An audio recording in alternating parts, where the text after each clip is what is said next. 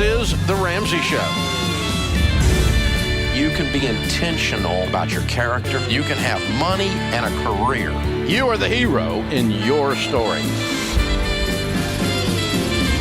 Live from the headquarters of Ramsey Solutions, it's The Ramsey Show, where debt is dumb, cash is king, and the paid-off home mortgage has taken the place of the BMW as the status symbol of choice. We help people build wealth, do work that they actually love and that has meaning, create real, amazing, and actual relationships. Christina Ellis, Ramsey personality, best-selling author, is my co-host today as we answer your questions. The phone number is 888-825-5225. That's 888-825-5225. Tom starts us off this hour in Pittsburgh. Hey, Tom, what's up, buddy? Hey, Dave, thank you so much for taking my call. I appreciate it. Sure. How can we help? Hey, my question is, I've been self-employed for 7 years now, and I'm just looking to make a transition out of what I currently do. The business climate's just becoming more and more difficult to operate in, more and more competitors, and I'm looking to scale myself out of what I do now and transition back into working for someone else. And I've made a couple attempts, but just find it to be pretty challenging. Okay. What were the speed bumps? It seems difficult to get hired because I have limited experience. My background's in management accounting. I only have about 2 years of relevant field experience in the accounting world, but I've had my own business now for 7 years, going on 8, and it just seems to be difficult to get recognized, to get hired, coming from self-employment. Like, employers don't value the skill set that I can bring to the table. What were you doing? What kind of business? Property maintenance and landscape installation. Okay. How many employers have you reached out to at this point? I've been through the interview process about 6 times. Applications, probably 20 to 30. What size companies? Mainly medium size. What are you applying for? Project manager positions. Okay. Well, it sounds to me like you have like 7 years of project manager experience to Correct. me. I have 7 years of project management experience. Now, it's smaller scale. I mean, I'm doing $10,000 jobs, not $10 million It doesn't jobs. matter. If you put a task in front Correct. of you and you map out the incremental details to accomplish the task and you push the task through on schedule, that's called project management. It's not Correct. rocket science. I agree.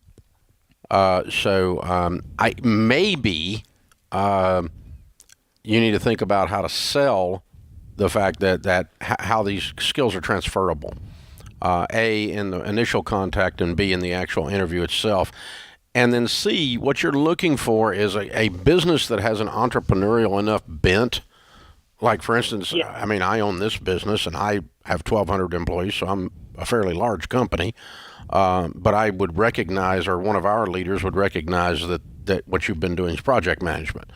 I mean, Sure. you may not have a certification in PM at the PM3 level or something, but I mean, you're knocking stuff out.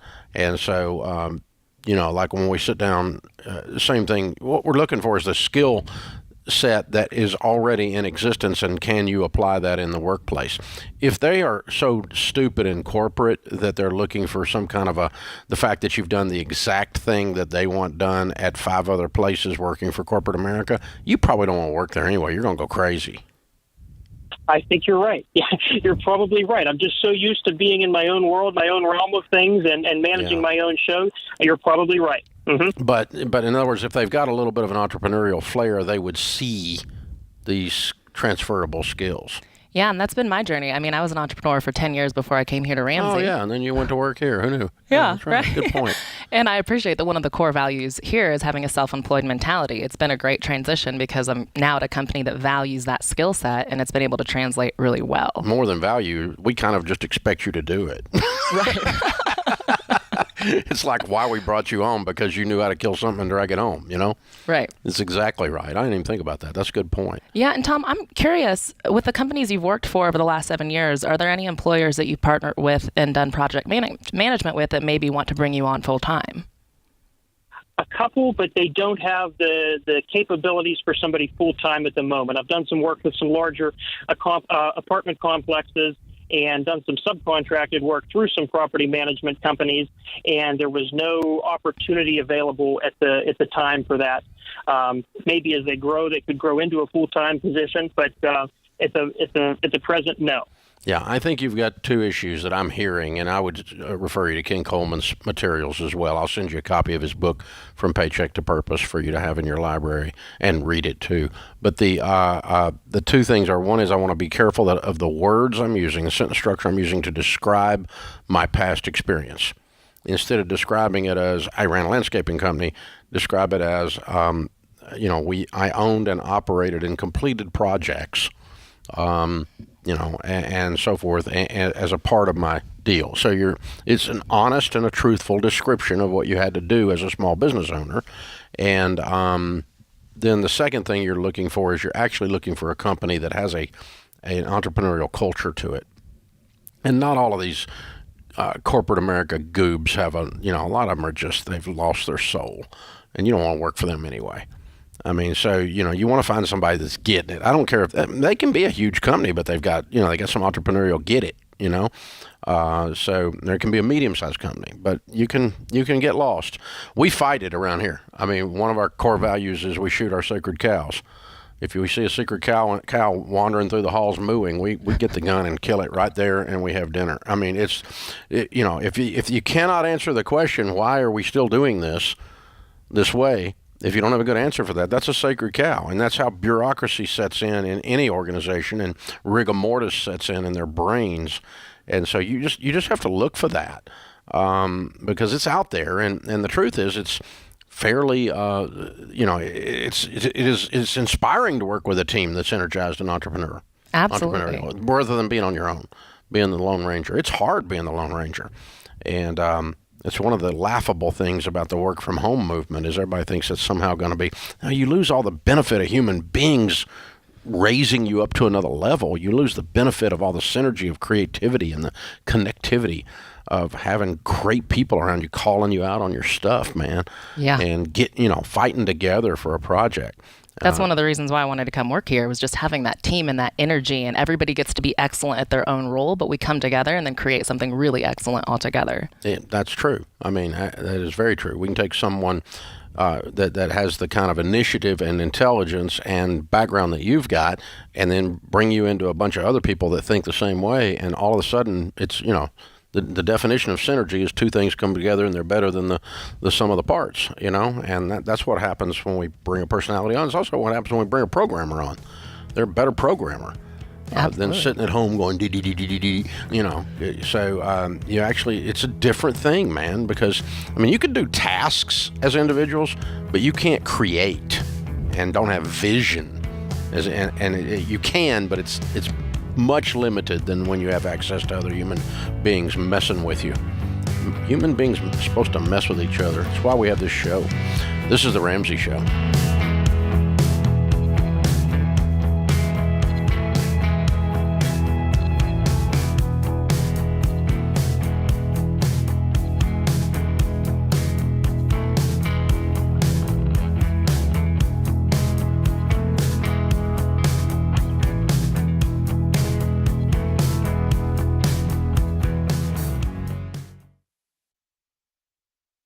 Chaos. That's what it can feel like when your business is growing so fast you've outgrown your financial and accounting software.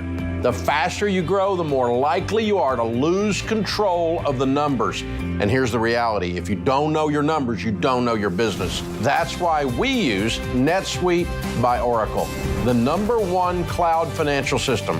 Over 28,000 companies use NetSuite by Oracle, including Ramsey Solutions, because NetSuite gives us a single view of everything we need to make daily decisions. Whether you're making a few million to hundreds of millions a year, NetSuite gives you the visibility and control of the things you need to grow, like your financials, inventory, HR, planning, budgeting, and more, all in one dashboard. Go to netsuite.com/Ramsey right now to get their free white paper. Jumpstart your CFO career.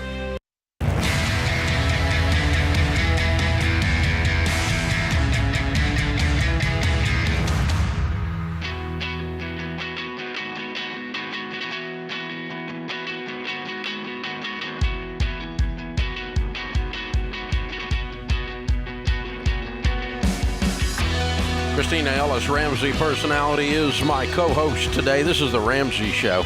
Imagine a jam-packed arena filled with people ready to experience what it means to live life to the fullest. Can you feel the energy? Picture all your favorite speakers, all the Ramsey personalities, including Christina, on the stage. Me, too. I'll be there. Empowering you with tools and principles that create unstoppable momentum. We talk about every area of your life in Smart Conference, and when you leave, it's a day-long conference. It's called Smart Conference, and at the end of the day, I promise you will be smarter. That's the whole idea. Saturday, October the 22nd in Dallas. Tickets are on sale right now. They're only $39. That's a great price for a full-day event. We should charge $390 for this lineup of speakers talking about mental wellness, becoming a millionaire, getting out of debt, marriage. Pastor Craig Groeschel, Amy Groeschel from Life Church are coming to speak on marriage. It's going to be incredible. We'll be talking about your career. We'll be talking about winning in every area of your life. We're going to touch it all. It's going to be incredible, and you don't want to miss this. It's going to be, again, Saturday, October the 22nd. Go to RamseySolutions.com/events to learn more. RamseySolutions.com/events. Our question of the day comes from Blinds.com. They have a 100% satisfaction guarantee. That means even if you mismeasure or you pick the wrong color, they'll remake your blinds for free. Free samples, free shipping, new promos all the time. This is an incredible American company. If you need blinds or window treatments for your home, Blinds.com. Use the promo code Ramsey, get the best deal. Today's question comes from Jenna in Florida. I'm starting college in the fall, and I have scholarships to pay about 70% of tuition. What do I do to make up the gap? Gonna be a long summer, Jenna. I love this question. Well, of course, you can still apply for more scholarships. That's the first and easiest spot to kind of start going with it. You already have 70%, which is great. I don't know if that's tuition scholarships that are covered just automatically because you went to a certain school, but I encourage you to apply for outside scholarships. A lot of students don't realize that when you get to college, you can still apply for scholarships. They think, I passed high school, this is it, I can't get scholarships. But there are tons of outside scholarships for people who are in college, who are in grad school. So definitely keep applying. I actually have a friend who didn't start applying for scholarships until she was in college and was able to still get enough money to pay for tuition, books, housing, everything. So even if you were past high school, where's still the best apply. place for her to look for those? Well, we like scholarshipowl.com. That's a great database. I recommend students use these scholarship databases, which are basically search engines for scholarships. They specifically take your information and find targeted scholarships for you. Now, we looked at, I had a lady ask me the same question the other day, and I told her we had looked at several of these databases, and the problems with some of them is there's kind of two types of scholarships out there. There's ones that are legitimate, but not everybody knows they're there. They're kind of hard to find sometimes. And then other times there's somebody that's basically they're fishing just to get your information so they can try to sell you something later. You know what I'm talking about? Absolutely. How do you tell the difference in those?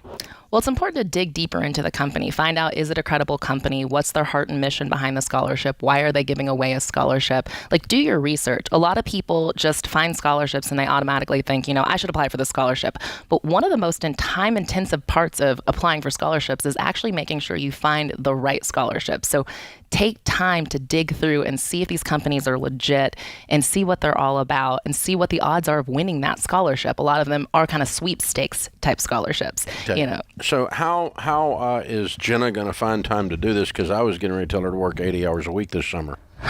Well, that was next on my list of things to do is work. I mean, we've actually found that students who work part-time do better in school than students who don't work at all. So it is important to have a job, even if you don't necessarily need the money like Jenna does, still work. It can help you create that discipline. But if you do need the money, that's the way to go. Pour into getting a job and work strategically. A lot of companies offer tuition assistance and tuition benefits. So not only can you get a paycheck, but they may actually pay for part of your tuition. So UPS, Target, Amazon, Starbucks, several of them Disney. right now are doing this. Yeah, and they're offering all kinds of scholarship options and or tuition benefits while you work there. And you might even keep working there while you're in school. It won't hurt you a bit. But here's the thing, okay?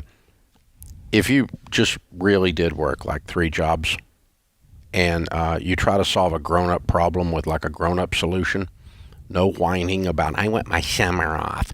You're like a grown-up, and you're dealing with a grown-up problem here, which is you want to go to school and you don't have the money. And so, sorry, you're not 12. Welcome to the big leagues, kiddo. Get your butt in gear and go make some money. Work. It's a surefire money-making scheme, this work thing. Yeah, and go get that $20, $30 an hour, babysit, walk dogs. I don't care what you do. DoorDash. I don't care what you do, but just work all the time between now and the time you go to school, and you'll have the money. Yep. Magical. I was super excited. And you won't have time to spend it because you'll be at work all the time. I talked to somebody at Building Wealth, and he had just received his bachelor's in accounting, and he was trying to figure out how to pay for his master's degree. And we started brainstorming ideas, looking at second jobs, and I recommended that he talk to his employer to see if they happened to have any tuition benefit programs or a way that he could make up the money. And he just sent me a message the other day on Instagram saying that he talked to his employer, and they offered him 3 to 4 part-time assignments that were extra in addition to his normal full-time job, and he's going to be able to completely cover his master's degree in a year. Great overtime. Yeah, I mean, he's got like accounting type overtime. That's good money. Yep. That's a whole lot better than walking dogs. I'm saying that's great. Yeah. Great suggestion and good result. So that's what you do, boys and girls. You get scholarships. You pick a school you can afford, which I assume you already have because you got 70% of it covered. And then we go to town making money and finding free money, and those are your keys. That's the 3 main things. And go ahead and plan on working while you're in school. A couple things happen. Like Christina said, we found student athletes and people who work while they're in school tend to have higher GPAs. And they learn time management skills because they don't have a lot of time. So they have to go between work and going to class, you ain't got time to play beer pong. So it's an amazing thing. And we see that happen over and over and over again. The other thing that working students have a tendency to do is graduate on time. Because they're freaking one out. They're paying for it. Which is a huge deal. It's not like, oh, we're going to ride the lazy river, oh my God. Like if you want to save money on college, that's like A1. Make sure you graduate in 4 years. It's crazy the statistics around how many students do not graduate in 4 years and how many students actually take 6 years or longer. I think it's like 40% take 6 years or longer, which when you think about that 2 extra years, that's so much money. So it's like very... that is their parents' fault. They should have cut them off. See, I told mine they have 4 years and, have a plan. There's a little thing called a syllabus. You just work. If you go to those classes for 4 years, you magically graduate. It's freaking amazing. Yeah, just follow the plan, execute. I mean, and don't tell me you got too much to do. Give me a break. I mean, this is grown-up stuff. Yeah. This is grown-up stuff. And so we're solving a grown-up problem with a child's mentality too often, and that's how we end up with $200,000 in student loan debt for a degree in left-handed puppetry. Well, and that's the sad thing is a lot of times it's students taking out student loans to cash flow this. It's not just even parent money, and that's part of the reason why we really got to clamp down on this toxic industry that just allows students to borrow money, as much as they want for years of college. We really got to get students to be more disciplined and, like you said, follow the syllabus and get your degree in time and just don't waste that extra time and money. Yeah, when Senator Marsha Blackburn was here the other day, you were on with me, right? Yep. And I asked her on the air, I said, when are you going to quit making student loans before we start talking about forgiving them? And she went, yeah, that's a good idea. So, come on, Marsha, you can do it. You can do it. Yeah, you can't talk about forgiving something because it's evil and bad while you keep making it. That's intellectually dishonest. So we have to stop this ridiculous, out of control business that is called Congress. Oh my gosh. So good job, 70%. I'm proud of you. You already got a bunch of it covered, Jenna. You got the right stuff. So Christina gave you the sweet answer, go get more scholarships. I gave you the old grandpa answer, get your butt in gear and go to work. This is the Ramsey Show.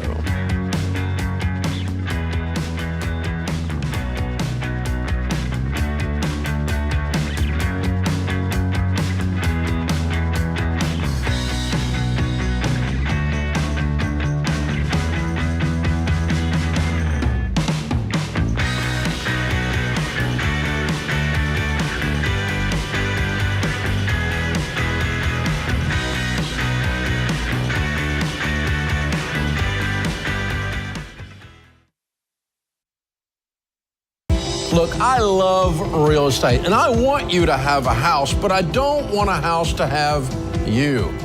That's why you need to get in touch with Churchill Mortgage to make sure you do this right. These guys are awesome. They'll help you get on a smarter mortgage plan because they're committed to doing what's right for you. That means they check in every year with free consultations to help you stay on the right plan. They show you how to save money and interest so you can build wealth faster. They walk you through the total cost of your loan so you can make the best choice. Basically, they care. That's why we call them Ramsey Trusted. You can achieve debt-free home ownership, and Churchill is here to help. Go to their site, churchillmortgage.com/Ramsey, to start your approval or get more information.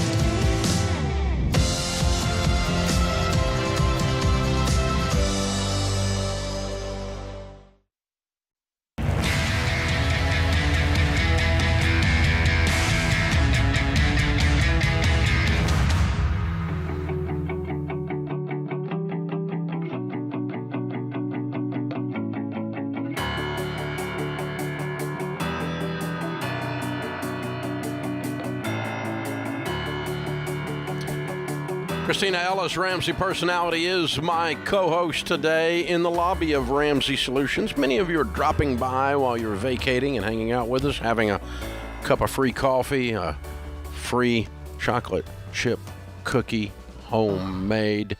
They're so and good. Then you get to watch the zoo animals inside the glass booth do their thing from 1 to 4 in the afternoon Central Time. We'd love to have you come by. Any of you want to come by. We're in Franklin, Tennessee, just south of Nashville. God's country is what we call it. And we're glad you're here. Come by and see us anytime. In the lobby also is the debt-free stage where Glenna is standing. Hi, Glenna. How are you? Hey, Dave. Hi, Christina. Welcome. Good to Hey. have you. Where do you live? Bellingham, Washington, just a spitting distance to Canada. Oh, okay. Yeah. Cool. Well, welcome all the way over to the other side of the world. Thank you. And here to do a debt-free scream. How much did you pay off? $360,100. Woo! How long did this take? 8 years. Wow. Okay. And your range of income during that time? Started at 90 and now I'm at about 150. Good for you. What do you Yeah. do for a living? I'm a rheumatology nurse practitioner. Ooh, wow. That's some good work. Yes, sir. Good for you. Okay, so 8 years and $360,000. Was that your house? Yes, sir. Looking at a weird lady. She's a weirdo. The house is paid for. I love it. What's this house worth, girl? $733,000. Whoop, whoop, whoop, whoop, whoop, whoop. I love it. How much you got in retirement savings? About 600. She's a millionaire. She's a baby steps millionaire. I'm looking at a millionaire. I love you. You're awesome. Thank you. Thank You're you. so in control of your life. Very well done. So tell us your story. What in the world happened here? About 8 years ago, I got recruited by a rheumatologist. I was in Shreveport, Louisiana, and I got recruited up to Bellingham and got a great raise, but I also got a big mortgage to go with it. And as my late dad used to say, I got wall-to-wall carpeting and back-to-the-wall payments. I've never heard that. That is great. That's a good Louisiana saying right there. It is, yes, sir. I like it. Yes, sir. And Wall-to-wall carpeting and back-to-the-wall payments. yes, sir. I'll have to remember that one. Yeah, and so I determined that I'm single, and if I was ever going to retire, I needed to be able to pay off my mortgage. And so I worked really hard, but then COVID hit, and it got my serious attention because I scared the bejeebers out of me and thinking, I'm going to lose my job because we didn't have telemedicine yet or anything like that. So we eventually got all that together, but I didn't know if I was going to lose my job, my house, my income, everything like that. Wow. So, yeah, and I'm a Marine Corps veteran, Dave, and so I can do hard, but I was scared. It was scary times. It was scary times. And so the last 2 years, I paid off more than half of the mortgage. Whoa. Yes, sir. Wow. So what kind of things did you do to get out of debt? Just focus, intensity. I just, didn't vacation. I never ate out. And the people at work used to laugh at me because they would all order lunch and everything. And I always had my with me. I never ordered out, never went out to dinner. And COVID made it easier because nobody could go out anyway, right? Yeah. Yeah, especially Did you in get Washington. extra hours and stuff during COVID? Or No, sir. I just, once I started budgeting, you just cranked it down to nothing? I did. It And scared you enough that you went, I'm going bare bones. And then I had the money all of a sudden because I was budgeting budgeting, and I knew where the money was going. So money came up all of a sudden. Yeah. And I was able to get bonuses and all this other stuff that just came out of the blue, and it all went to the mortgage, every bit of it. How's it feel to be free?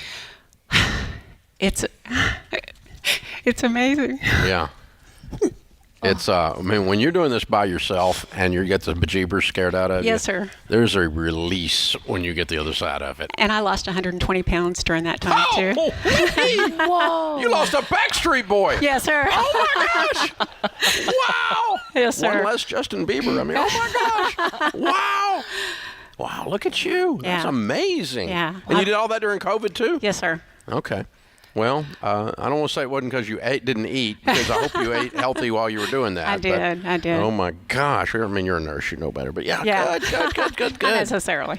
Yeah, so you're a free, payment in the world. Yes, sir. You've got over $1 million net worth, $1.5 million. Wow. Yeah. And you can do anything you want to do. What are you going to do to celebrate? I'm going in September to France. Hey! That's a good one. Where? Starting in Paris, but because I'm a veteran, I really wanted to go see Normandy. You need to see D-Day. Yeah, I've always wanted to You go see. stand on the top of those cliffs. I've been up there a couple Absolutely. times. Yeah. And watch Saving Private Ryan before you go. I have That several times. The opening scene in that, the veterans say, is the real deal, and Yes, it was brutal. I mean, it's a shooting game. It's horrible. And you see the price that was paid for American freedom. Absolutely. That part of France, they like Americans. Yes, sir. Yeah, because there's enough white stones up there to remind them. Oh my, it's as big as Arlington up on top. Yes, sir. And Wow. my scripture of the day is 1 Timothy 6:6. With godliness and contentment is great gain. Amen. And my big thing was being content. I grew up with financial instability, so I had a hard time telling myself no about anything. And so finding contentment was the secret. That's a breakthrough. Yeah. So for other people who are by themselves and they think, I'm alone, I don't have a spouse, I don't have somebody, to walk through this journey with me, paying off the house seems unrealistic. It does. What would you tell them? One baby step at a time. It does seem insurmountable when you look at that number, but the freedom on the other side just kept me going. And of course, I watch the show every day, and the debt-free screams, I just watch them, binge watching them, because it gave me hope that I could do it. Well, and you set such a great example that it can be done no matter your situation, your circumstances. If you're willing to buckle down, get on a budget, and do the work, it can be done. Yes. Amen. Yeah. I'm so proud of you. Thank you. Who are your biggest cheerleaders? My family. You brought them with you? 2 of my brothers are here. I have 3 brothers. All right. But this is Ernie and Teresa. They're from Fort Worth, and my brother Mike from California. My other brother Dan and his wife Anita are in Washington State, and they couldn't make it. Yeah. But it's my family. Got the whole gang around you, and they're Yes, saying sir. touchdown sis. Way Absolutely. to go. And I love I'd it. like to give a couple shout-outs if I have time. Sure. So my family, for sure. My pastor, Chris Linegang, and my Cornerstone Community Church family, and my financial planner, Karen Richards with Wells Fargo. She kept telling me I was not going to be a bag lady. And I turned out I wasn't. And you're not. I'm not a bag lady. Actually, you are, but it's a really big bag. Yeah. It's a big bag of money. Absolutely. So I'm retiring September 1st. All right. Yes, sir. Look at Right. you. Yeah. Wow. Uh-huh. Good for you. Thank well, you. I'm so proud of you. Thank you, very, sir. very well done. I appreciate well, it. we got a copy of Baby Steps Millionaires for you because you is one. Yes, sir. And you can read it and then spread the love around on that. We'll also give you a copy of the Total Money Makeover to give away to somebody. I'm sure you've got people in your life that you've inspired with this journey, and also a subscription to Financial Peace University for a year. Thank you. And you can give that away or go through it yourself. I mean, you might learn 1 or 2 things in there, but you got most of this going. So very, very well done. Good stuff. Very, very, very good job. You're amazing. Thank You're you. a lot of fun. Thank you. Thank you for your service, and thanks for sharing your story. You Thank did you. an incredible job. Wow. Yeah, D-Day, you got to go there. Absolutely. Got to go there, north of France. Good Yeah. time. Wow. All right, it's Glenna from Bellingham, Washington. House is paid off. House and everything! This woman's a weirdo. I love her. $360,000 paid off, half of that in the last 2 years, but the whole thing in 8 years. And that's what happens when you get serious. Oh, while we're at, let's lose 120 pounds when we make 90 to 150. Count it down. Let's hear a debt-free scream. 3, 2, 1. Thank God I'm debt free.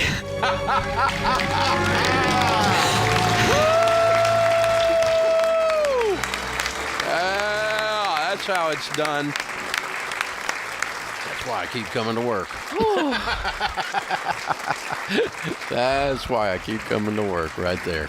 Amen. Oh, what a neat lady. How powerful. And a lot of singles out there facing this stuff, and you're right, sometimes it can be lonely while you're doing it, but get some people in your corner. Get into a good church, a good Financial Peace University class, get your family around you, and get after it. Get it! Get it! Look at her. She did it. This She did it. is The Ramsey Show.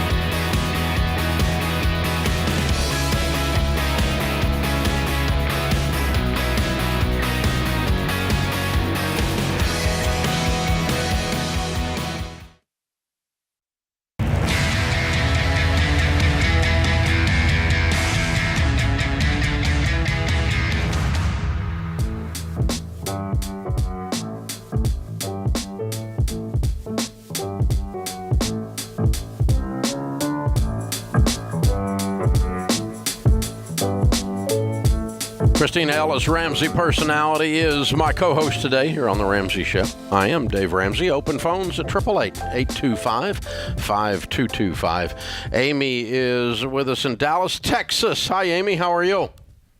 I'm doing well, Mr. Ramsey. How are you, sir? Better than we deserve. What's up? I just have a quick question. I'm pretty sure I know the answer because I'm no stranger to you. Okay. But my husband and I work for a large cap company, to be descriptive. And over the years, we've built up a stock balance through ESPP options that we've received, all those kind of things. Should I sell it and put into mutual funds? What's it all worth? Background? What's it all worth? It's worth about $700,000, which is about 30% of my net worth. I'm maxing out all my retirement already, and I'm not in a position where I have to sell it, so I'm torn. Okay. So I was coaching a lady with Procter & Gamble about, time gets away from me. It must be 25 years ago. And I honestly have no idea what Procter & Gamble stock is doing today. It might be wonderful. But she had $750,000. It was her whole nest egg, and she had it all in company stock. She was a P&G employee. P&G is a good company, by the way. Again, I have no idea about investing in them at all. But this is just an observation of what happens when you have all your money in company stock or 30% of your net worth in company stock. It went down 68%, and her $700,000 turned into like $150,000 because she violated the rule of diversification. And the rule Your rule 10%? Yeah, maximum of 10% of your net worth. And the reason for that is if it evaporates and became worth zero, you're still okay. You still got 90%. But I don't really want you to lose 30% of your net worth. And I'm not saying your large cap company's going broke. I'm not predicting that. I doubt they will if they're large cap, honestly. But I personally wouldn't take that much risk, and you already knew that. You knew I was going to say that, right? Yes, I had a feeling. I guess I'm torn because it's like it has gone down a little bit, but it's. If you had $700,000 in the middle of a table in cash, would you go buy this stock or would you put it in mutual funds? I am still torn on that decision because I was like, oh, it's low. I can go buy you would bet 30% of your portfolio on one company. I don't know. That's why I'm so do torn. know. That's dumb. I was trying to get you to say it, but I'll just say it, okay? I know. No, don't do that. That's too much of your net worth that you've got at risk in one play. And you're emotionally involved because you work there. You're still impressed with the company. Right. And here's the weird thing. They can be an impressive company and their stocks still suck. Yeah. I mean, you could still like them and still think they're good people and still get your head taken off. Okay. Now, I guess second question is, should I sell it all at once or should I space it out over time? Is it doing pretty well right now? It's okay. I'm still ahead, I guess. But I don't think anybody in single stock is doing well right now. I don't think you're going to sell it all at once. Yeah. because I'm trying to just get you to sell some of it now. So I think it's probably better for you to ease out of it, as long as you actually do it. Mm-hmm.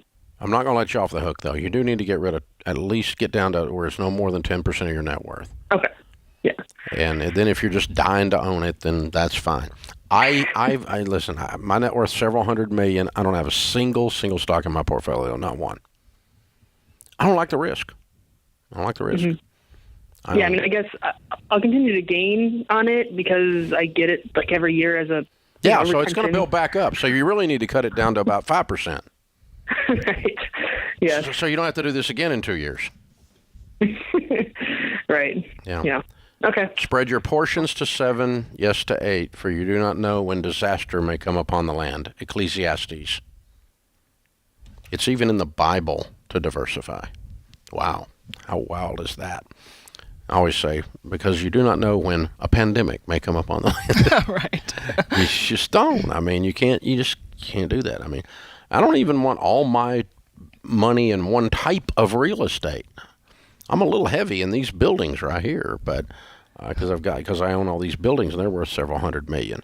But we are grateful. but it's I believe I'm okay because I'm the tenant too. But who knows? I mean, see, that could be a problem. But yeah, you just got to be careful to not put all your eggs in one basket because some idiot's twirling the basket. I like the way you said, if you had $700,000 on the table, what would you do with it? I think that's a good way to kind of disconnect from the fact that it's her company, that she kind of has a bias already because it's where she works. I think that's a good way to kind of separate things. Yeah. Well, I mean, here's the thing. She's a player. She's got a high risk tolerance because her thing is, it's going up. It's going to be a great investment, and so she's got that high risk tolerance thing going. But I've been on the other side of that when I see the thing turn back down, and so I'm not going to lead you that way. And you're right. What happens is, even if you're not connected to the emotion of the company, you can be connected to, I really believe in this company's stock. I think this, I'm going to buy Apple. I believe it. I don't own any. I don't work for Apple. I own an iPhone as the extent of my investment, but I believe Apple's a great investment. So I'm emotionally connected to this single stock, and that's probably a great stock if you were going to do one. I don't pick single stocks, so I can't. Don't take my advice on that. I'm using that as an example, but you can become connected to it, and what that does is it makes you say, all right, well, maybe I wouldn't put it all in there. Then why are you? Because it's the same transaction. And that sunk cost analysis makes you look at it that way. Leland is in Phoenix. Hi, Leland. How are you? I'm doing all right. How are you? Great. How can I help? So, current officer, lieutenant, and I'm in the middle of selling a rental house that I own free and clear. It's in escrow right now. I plan on getting around 205 and then whatever they take from it. Cool. So I'm sitting at my current debt right now. I owe 17 on cars and 90 on a house. And I'll be completely debt free. Okay. But I'll also own land that I plan on building and retiring on. So when? The land's free and clear. When will you build? I plan on. Well, that's my question. I'm going to retire in about 10 years. I want to start building within the next 5. It takes you 5 years to build a house? Well, no, I got to get the subdivision and everything. It's not going to take me that long, but it's about a 5-hour trip back and forth. And I have family that can do it, but I want to at least start the foundation within 5 years so that it will be done within like 2 years of my retirement. Dude, you are a planner. That's absurd. You do not need to start. You don't need to build a house for 5 years. It'll be rotted by the time you get it under roof. No. You need to build a house in 12 months, really. I mean, unless you're building some gargantuan thing or something, then you're not. So, yeah. But you do need to save some money and keep planning and moving in that direction. So you're going to be debt-free, and you're going to invest the rest of the money in like a mutual fund to get ready to build on this property in 7 or 8 years, right? Yes. Okay. Yeah. Cool. That was my question. Do I put it all towards the mutual fund? Yeah. Or do I...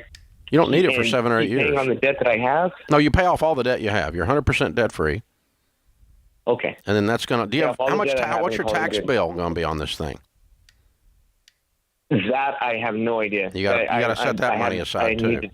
Yeah. So pay off your house, pay off your car, get on a budget, never borrow money again. Raise your right hand. I'll never borrow money again. I'll never borrow money again. Good. Okay. And then you got to pay your taxes, and it sounds to me like you're going to have like $70,000 left over to put in a mutual fund towards your house. Okay. And that's I'll throw it in a mutual fund and call it a day. Should I throw it in my 457 that I already have going? Nope. Or should I be pulling all that out? You can't. A 457 is deferred comp, and this is not comp. You can't. Okay. You can't. It has to run through your work. In an IRA. Yeah. You don't even need to put it in an IRA. Just put it in a mutual fund. Get in touch with one of our SmartVestor pros, because you're just parking it for 7 years. How old are you? 39. Okay, and you're in the military, right? No. Corrections. Oh, okay. You said lieutenant. You threw me. Okay. Cool. All right. Yeah. You're good. You got plenty of time. No, you don't want that in a mutual. I mean, you just want it in a mutual fund, not in a retirement account. So. And in all your planning, I think it'd be awesome if part of that plan is building that house with cash. So set that as part of your goal, is building that house 5 years from now. 7 years from now. 7 years from now with cash. We're not doing anything. This is the Ramsey Show.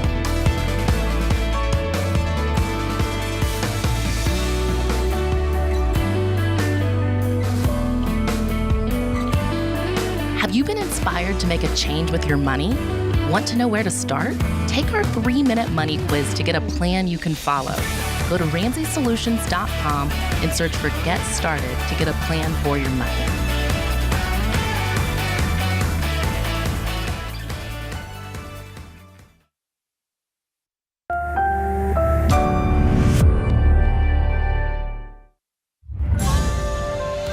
This is the Ramsey Show.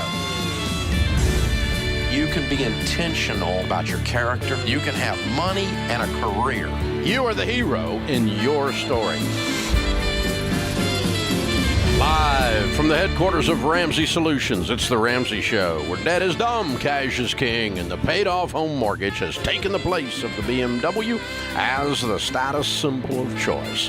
We help people build wealth, do work that they really love, and create actual amazing relationships. Well, two of my favorite guys stopped by. Want to hang out a little bit. Joshua Milburn and Ryan Nicodemus, known as the Minimalists.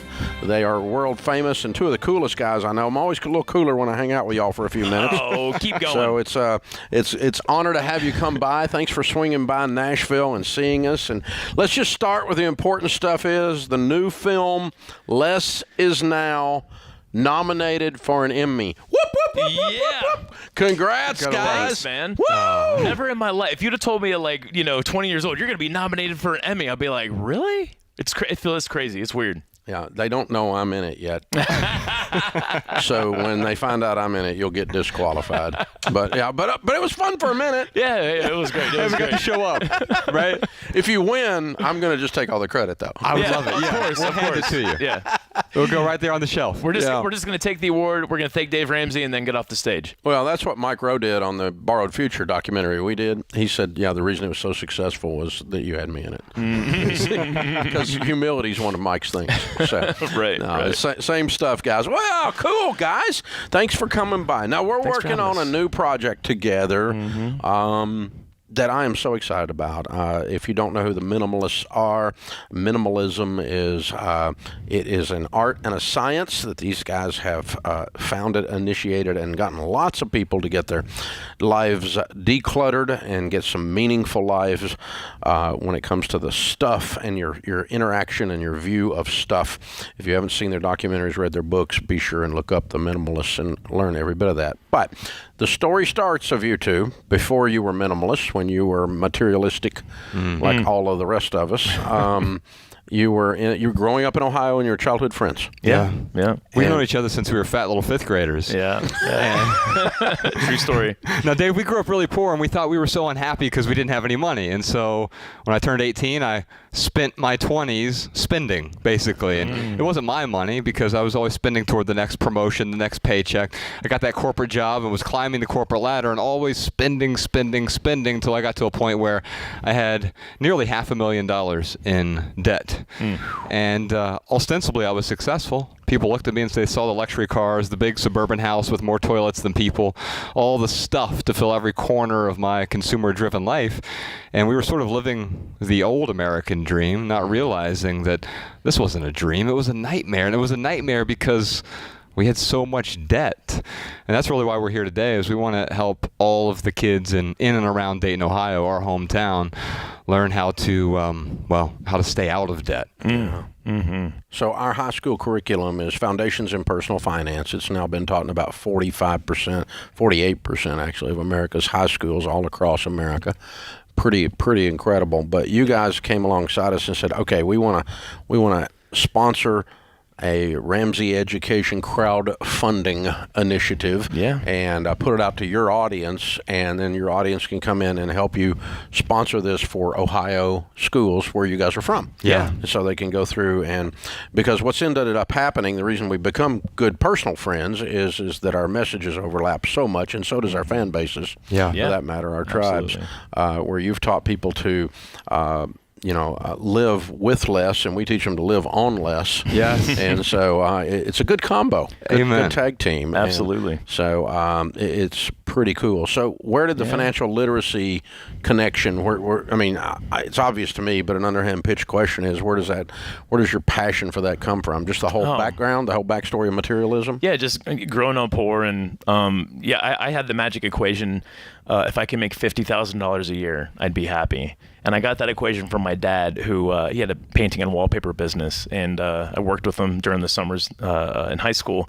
And we're working at this really nice house, and I'm like, how much do I need to make in order to own a house like this? And he's like, son, if you can make $50,000, you could probably own a house like this. So I thought, all right, that's what I'm going to do. Yeah, that's rich. This is the 90s, by the way. Yeah, right, exactly. And it was in the 90s. I made $50,000, but I wasn't happy. So I'm like, well, it's time has passed a little bit. I didn't adjust for inflation. So then, I made $65,000, $100,000.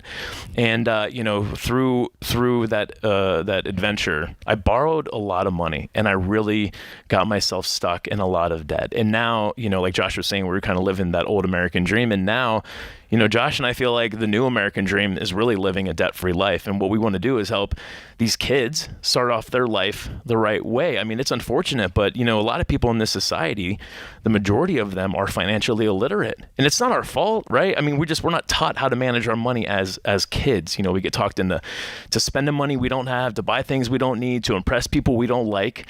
And, man, if Josh and I can help some kids avoid that pain and suffering that's compounded by debt, that would really make us feel good. Now, of course, we can't do this by ourselves. We got to ask, everyone for their help to do this. But you can donate $5, $25, $45. So $5, it doesn't matter what you donate. $25 will pay for a middle school curriculum. $45 pays for a high school curriculum. So if you donate just a little bit, you could pay for one kid's curriculum for the Foundations of Personal Finance. And even if you donate $5, just all that money, every single cent of that is going to go towards giving the kids the money tools they need to start their lives off right. You want to contribute and get these Ohio schools up and running with the financial literacy on the Minimalist site, just go to RamseySolutions.com/theminimalist or RamseySolutions.com/sponsorship schools/the Minimalist. That's too many slashes. Yeah, that first one will work for you just fine. Go somewhere in there, you're going to get lost. But go in there, and we can connect you up and let you make a contribution. It's a crowdfunding process here. And, what we established early on as we got to know each other was this tremendous connection between minimalism and personal finance. Yeah. Y'all talk about that a little bit. People call into our podcast all the time, and they talk about all the stuff they have and all the money they don't have. And we're surrounded by things, right? What you see here is there's all this physical clutter, and it's really a physical manifestation of what's going on inside of us. There's a whole lot of other clutter besides material clutter, right? There's financial clutter. We're being irresponsible. There's priority clutter. Think about this for a second. I was at the airport the other day. I was watching one of the news screens, and there was this terrible shooting that happened, and they interrupted it with breaking news to talk about the Johnny Depp trial. And it seems like that is our priority with our money as well. What is the shiny thing? Yeah, so in other words, that's a little confused, and a lot of people are a little confused about a lot of stuff. Yeah. It's just sick, right? Yeah. And so we have we have all of this additional clutter, and it starts with the stuff, but as we start simplifying, we make room for the things that are truly important, and we start to realize, like, oh, this financial clutter is a result of my physical clutter. I thought I needed all of these things that were supposed to make me happy, but they're doing the opposite. They're not making me happy. They're making me miserable. They're getting in the way of what's truly important. Josh Milburn, Ryan Nicodemus, they are the Minimalists, and we're trying to work with them and get a bunch of their team, their tribe, our tribe, to get these into the Ohio area schools. RamseySolutions.com/the Minimalist. Again, $45 will get a personal finance for one high school student, $4,500 to put 100 through. So just whatever your budget is, jump in there. Part of this whole process is generosity. It fits in the mix too. Amen. So good stuff. Thanks for coming by, guys. Love you, Dave. Good luck with the Emmy thing. I want to hear about this, man. All right, man.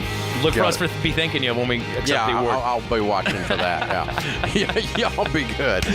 This is the Ramsey Show.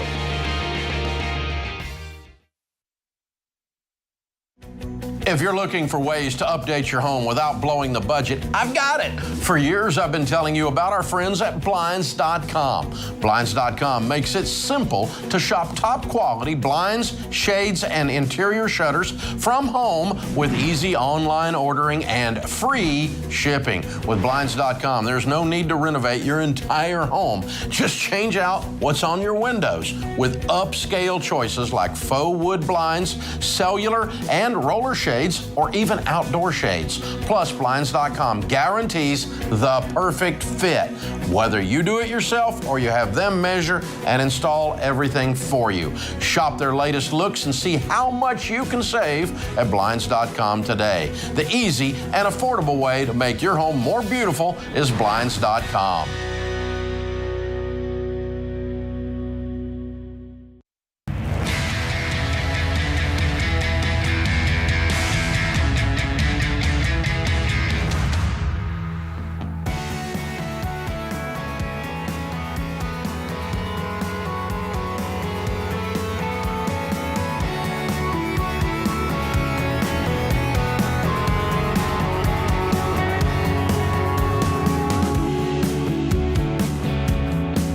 Christina Ellis, Ramsey Personality, is my co-host today. Ryan is in Las Vegas. Hey, Ryan, welcome to the Ramsey Show.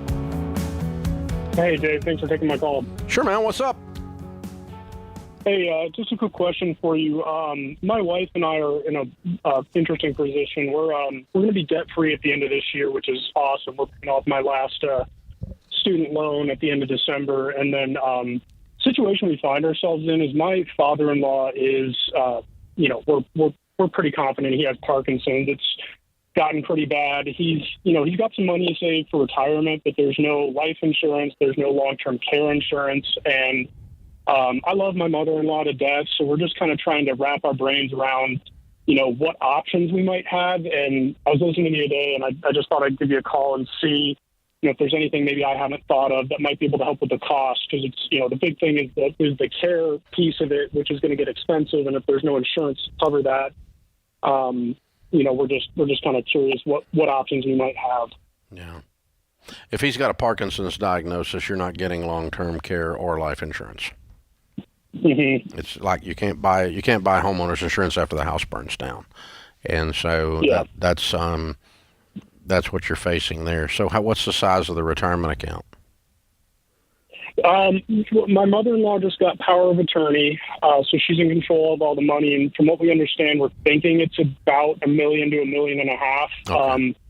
Unfortunately, there was no following the baby steps with the way they kind of handled money, so we're not really even sure what he has.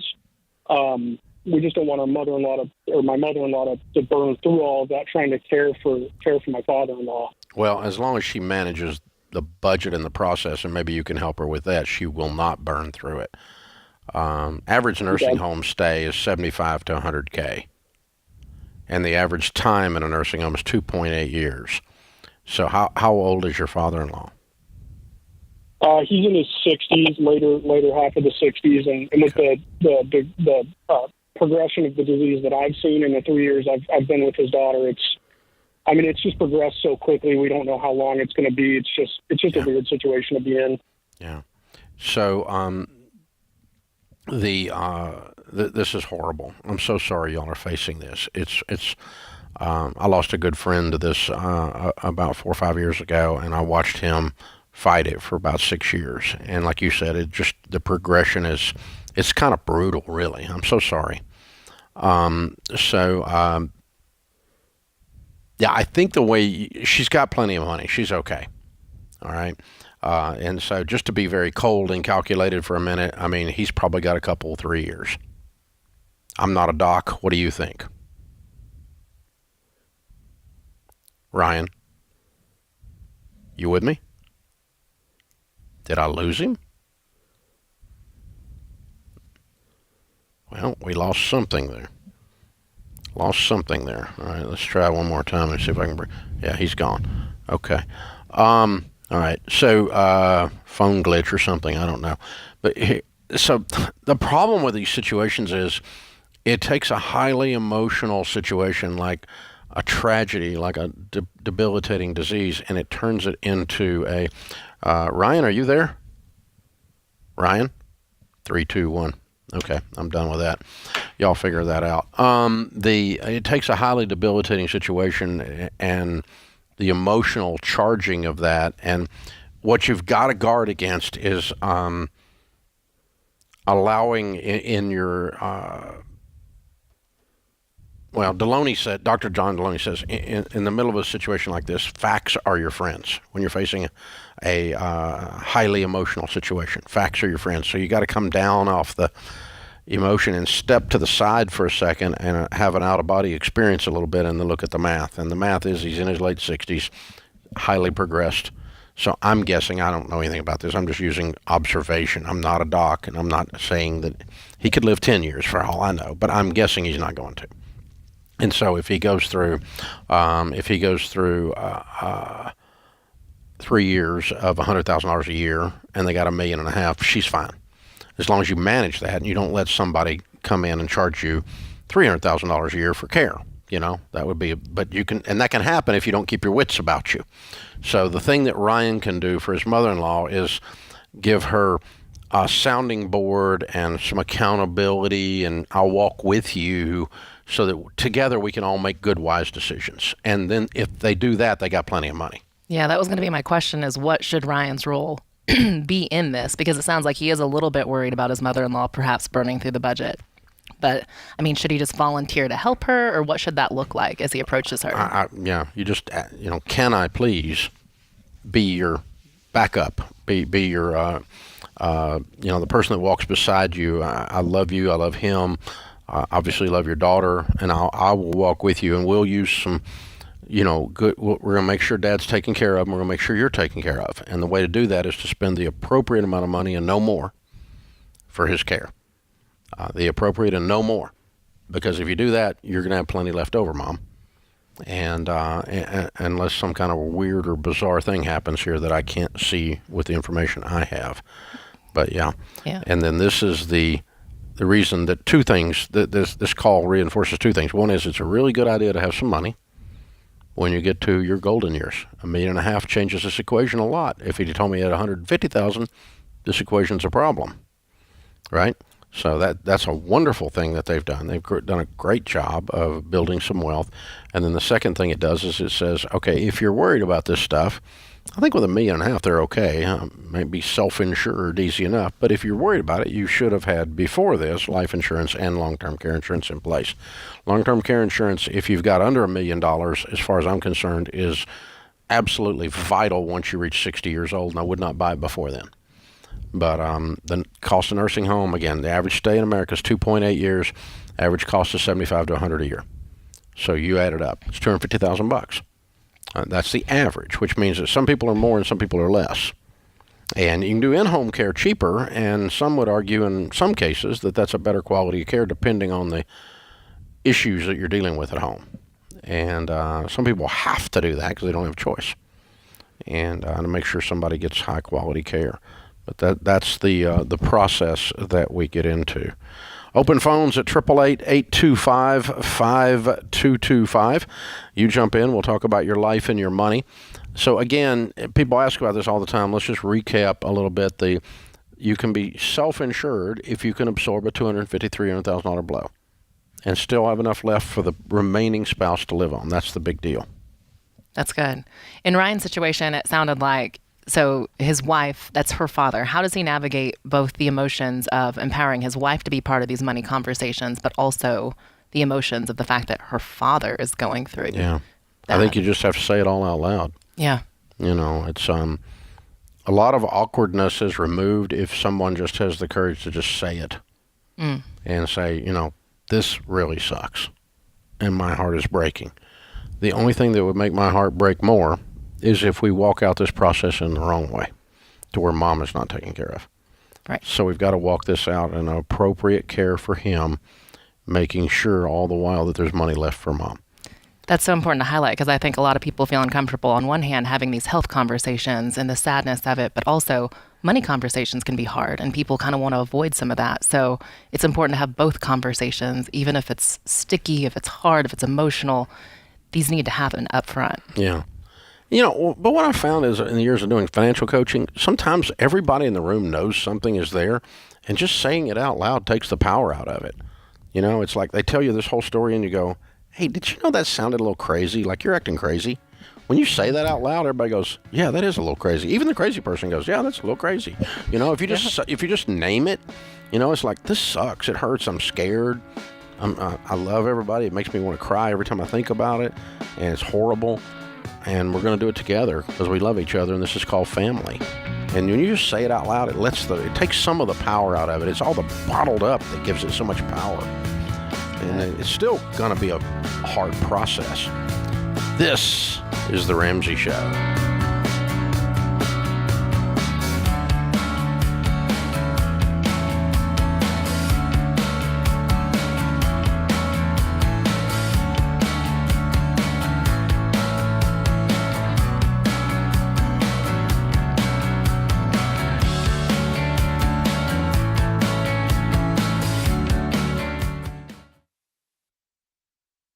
We were drawn to Christian Healthcare Ministries because we both had young families and we wanted to have more children. And we had also just started a real estate company and needed to find healthcare coverage that would meet our needs. We were attracted to CHM because of its low monthly costs and the ability to negotiate medical costs down. Established in 1981 and accredited by the Better Business Bureau, CHM is here to meet the needs of your growing family or small business. Check us out at chministries.org/budget. We absolutely believe in it.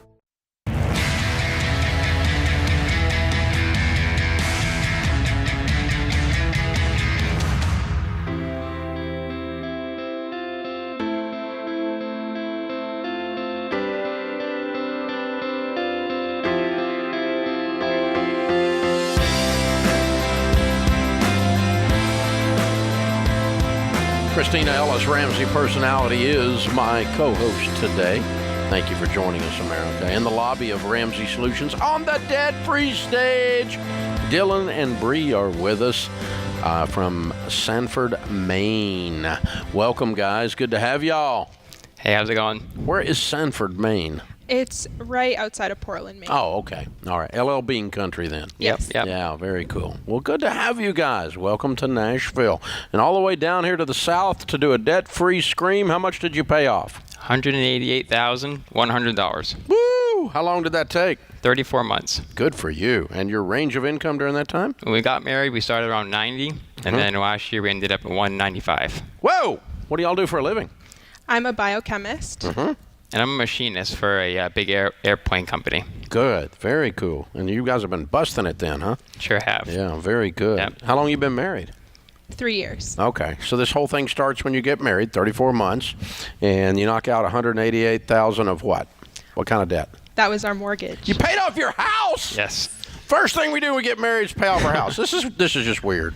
That's just amazing. How old are you two? I'm 26. And I'm 25. With a paid-for house. What's this house worth? About $350. Y'all are amazing. You're so weird. I love you. That's awesome. Way to go, you guys. Absolutely killer. Very, very good. Great stuff. Great stuff. Life is good. What gave you the inspiration to do this? Tell us the backstory here. So it all started on my 18th birthday. My uncle gave me one of your books, and it sat on my bookshelf for about a year. And then I finally What kind decided. of uncle gives an 18-year-old a Dave Ramsey book? I mean, come on. That's like giving you socks for Christmas. And then after I read it, I was hooked. I'm a planner, so I thought that was a great plan. So I decided to get my then boyfriend, Dylan at the time, to go to Financial Peace University with me. Oh! And I did drag him there. Yes. He was not very excited. Nope. But you were exciting, so he got you. That's a good plan. Good job, Dylan. Yeah, I showed up. So yeah. And then what happened when you get to class, Dylan? It took about 4 or 5 weeks until I really liked it. I was halfway through the class, and then I got on the plan and paid off the truck, paid off the motorcycle, and she paid off some of her loans. And so when you get married, you were debt free. Yes, absolutely. And then went and bought a house and said, we're knocking it out now. Well, we originally planned to buy the house and pay it off in about 7 or 8 years, which is the average when you're on Dave's plan. Yeah. And I've heard. Unfortunately, COVID happened, and we couldn't do anything. We were supposed to go on the Ramsey cruise, and then unfortunately that got canceled. Shh, don't tell anybody. So we took the money from the cruise and we put it on the mortgage, and we saw the amount of the mortgage go down pretty drastically. Wow. And it got us fired up. We were like, we paid off glad I $13,000. canceled that cruise. Yeah. Yeah, it ended up working out for us. Oh, We're a little bummed, so we have to do another one. Okay. So if we book another one, you'll go? Absolutely. Yeah. Really? You're willing to go back out there on the high We'll book seas? it today, Dave. With the pandemic in the background, you're willing to go? I don't know if I'm willing to do this again. It was pretty painful for me. We'll drag you just like Bree dragged me to FPU. Oh!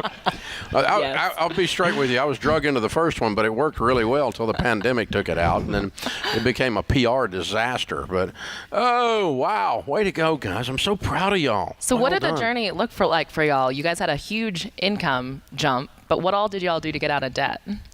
I worked 7 days a week for the last year and a half, 10 plus hours a day, 80 hours a week for a year and a half. And Bree stayed home and cooked and cleaned and saved us money from the groceries front. Well, I also had a full-time job as well. So I was working 40 hours a week, and then I would come home, cook dinner, clean the house, make sure everything was all set for when Dylan came home from his shift. All he had to worry about was eating and going to bed. And doing it again. Yeah. Exactly. And so that was kind of the way that we had divided the workload. So it didn't make sense for me to do overtime at the time. It made more sense for him, and so that's what we did. But you were both in agreement to this ridiculous schedule for a short period of time because it knocks it out. Mm-hmm. And some of the drastic things we did, I really tightened up our grocery budget. I got it to about $20 a week. And so good Lord. I was couponing and what really were you eating? Pinching pennies. We didn't eat terribly. We ate very well, Dave. We bought all of our meat in bulk, and we went to the store and bought veggies every week, and about $20 to $30 a week. Now, lobster's cheap in that area. But Not that cheap. Wow. Amazing, you guys. You guys are fun. So what do you do now? I mean, you're 100% debt free. You make like $150,000 to $200,000 a year. I cut the overtime down. I guess. So now we're making about $150. Yeah. It's put us in a spot where Bree has been able to leave her job and go to another job. Took a little pay cut, but it's a job that she's happier with.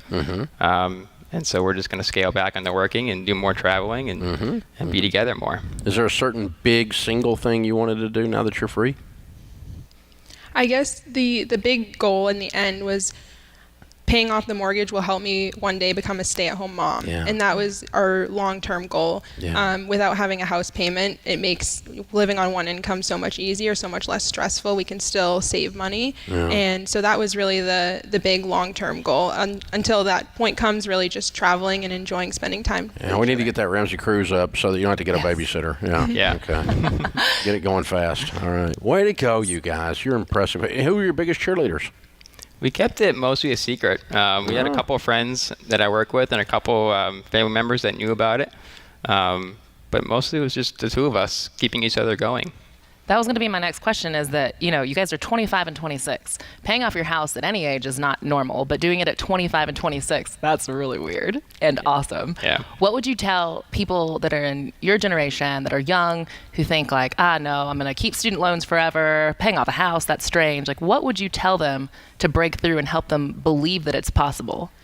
I think what I would like to say while we were getting through this is we both became comfortable with being uncomfortable, and really, pinching pennies and making hard decisions. And, I remember sometimes I'd look at the clock and, it's 8 o'clock and Dylan's still not home from work, and he left, at 5 o'clock in the morning. And so really learning that these short-term sacrifices will give you so much more in the end, and that all of the pain that you go through and the hardships are really worth it. Yeah. I mean, when you get an agreement about that and neither one of you is whining about the process, it changes the whole formula. Yeah. I mean, if you'd have been whining about the work, or she'd been whining about my new husband's gone all the time, instead we're like, game on. It's just for a short period of time. We're going to live like no one else, so later we can live and give like no one else. You were like grown-ups and stuff. Way to go, y'all. Wow. So impressive. Very cool. I'm proud of you. It's very, very good. It's amazing. Absolutely amazing. You're a sharp couple. You're going to go big. Go big. We got a copy of Baby Steps Millionaires for you. That is definitely the next chapter in your story, no doubt about it. You're on the way to do that, and I got a feeling you're going to be able to do some really cool things with money in your life. It's going to be a great tool in your hands. You'll be master of it instead of the other way around. Got a copy of the Total Money Makeover for you to give away and get somebody started. Once you start telling the story a little bit, people are going to want to know how you did that. And a Financial Peace University 1-year membership as well. We'll put you in that, or you can give that away if you want to, whatever you want to do. What do you tell people the key to getting out of debt is? The key main thing? For me anyway, it was communication. We talked about everything. If we bought something, we talked about it first. And that got us on the same page with money, and actually a lot of other things too. Brought us closer together. And so that was the key for me. Just talking about everything. Going through Financial Peace University really taught us how to communicate really well as a couple. And something you bring up in Financial Peace University is the amount of money fights in marriages. And we can stand here today and confidently say we've never had a money fight. And so that once you got him past the 4th lesson. Yes. After the kicking and screaming of the first lesson, I was okay. That's great. You guys are awesome. Congratulations. Dylan and Bree from Maine, and $188,000 paid off, house and everything in 34 months. Lots of hard work. Count it down. Let's hear a debt-free scream. 3, 2, 1. We're debt-free! Yeah! That's how it's done, boys and girls. Whoop, whoop, whoop, whoop, whoop, whoop. Well done. This is The Ramsey Show.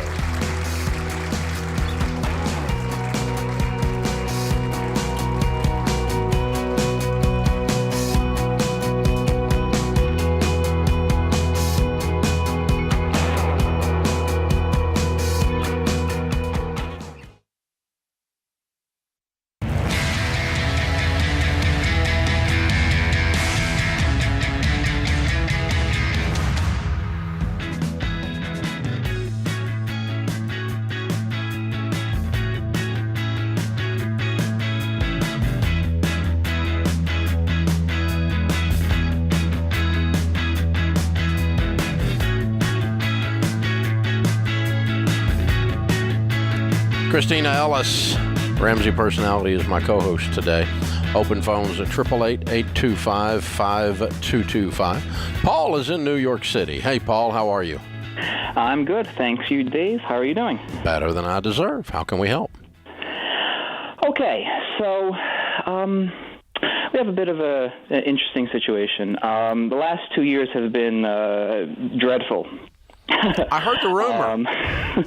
And we have 2 rental properties. My wife and I both work, and one of them was flooded back in September. It's located in a non-flood zone, so we didn't have any flood insurance on it, so we had to pay everything out of pocket. So I zeroed out a lot of our savings in order to keep everything afloat, pay the mortgage, etc. No pun intended with a flood. Yeah, okay. Exactly, and I live in New York, so we had the eviction moratorium, so they stopped paying, and I couldn't even do anything with it. So it was just a horrible, horrible mess. So we finally got a sale we're under contract, and my wife and I, we're sort of at different ends of the spectrum. With her. She wants to do a 1031 exchange and go into more real estate. I want to be a seller in this environment. I don't want to be a buyer. I don't think. I want to wait at least for some prices to come down, and I'd rather pay off some small debts that we have and sort of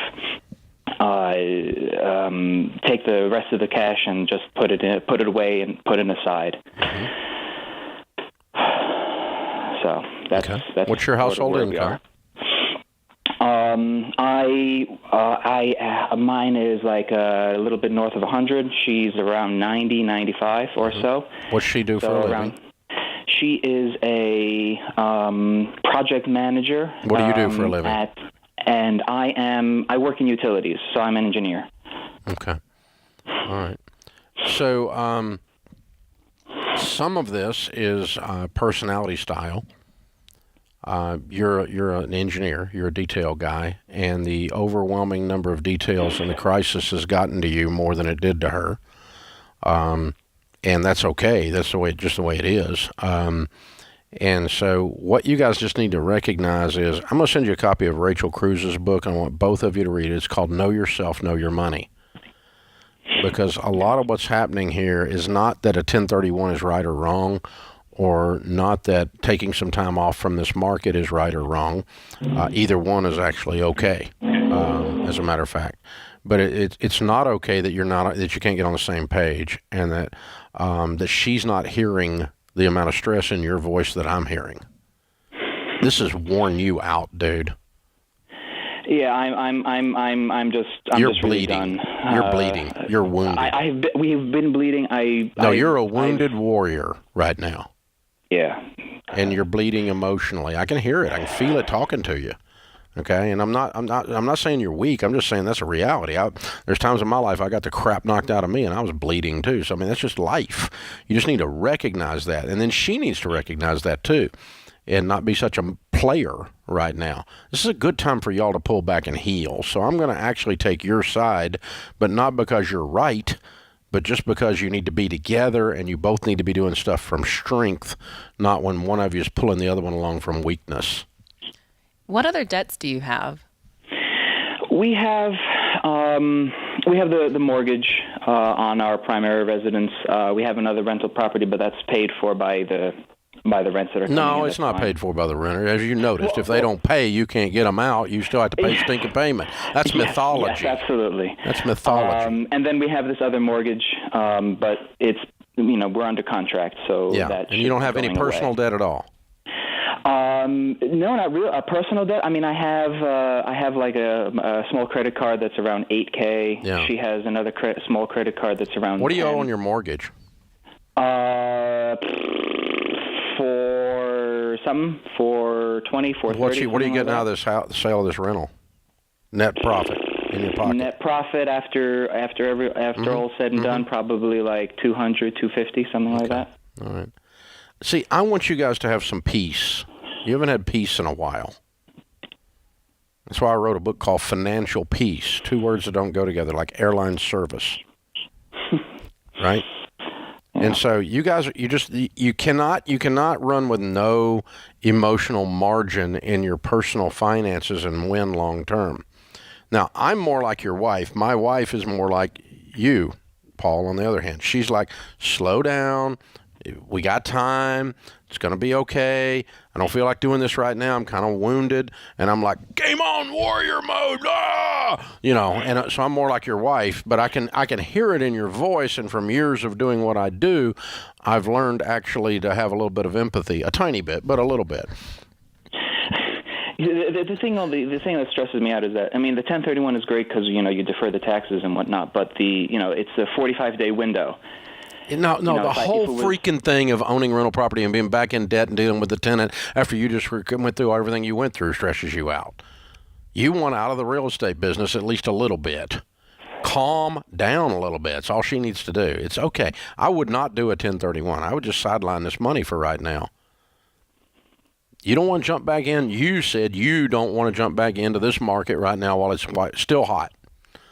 It's still hot, and I want to be a seller. I don't want to be a buyer. Exactly. And there's a lot of reasons for that. Some of them, are just legitimate emotions.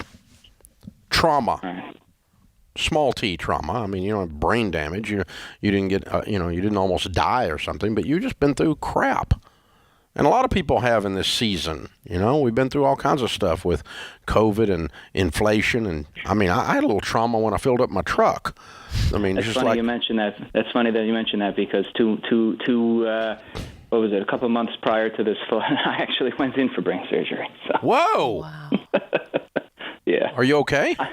Yeah. No. I mean, it's a recurring thing. I have a condition from my childhood years. So I have to go back every so often for revisions and repairs.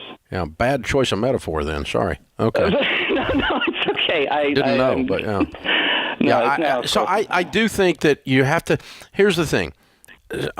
Personal finance is also personal, and you have to take into consideration what's going on in your life. Brain surgery, floods, bad tenants, moratoriums during pandemic. This has all left its mark on you. And your wife, again, her answer is not wrong. I'm actually personally doing a 1031 right now, so it's not wrong. Okay? Right. But I got zero stress over it. It's not activating me the way you're being activated with this, and so I think you just chill a little bit. Let's pull back.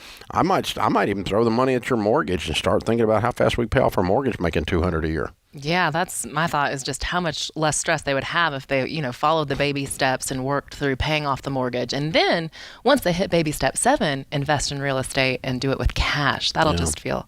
Or if the other mortgage on the rental is like $200, reach over and just pay it off. On that other mortgage, and then you just have your only debt would be your home mortgage. Get rid of these stupid credit cards. Let's get on a plan. Calm. So good. Steady. Wise.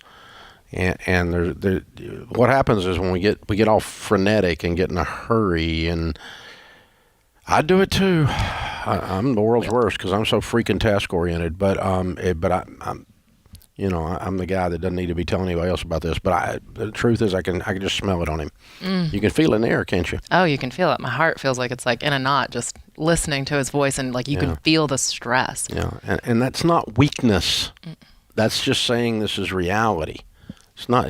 If you had brain surgery, and you had, reality is it just leaves a wound, and it takes give yourself a little room. You'll make better decisions. You'll make better choices when you're not as wired and spun up in the whole process. And I'm going to take your side, but not for the reasons you presented, but instead just saying you just don't need rental property right now.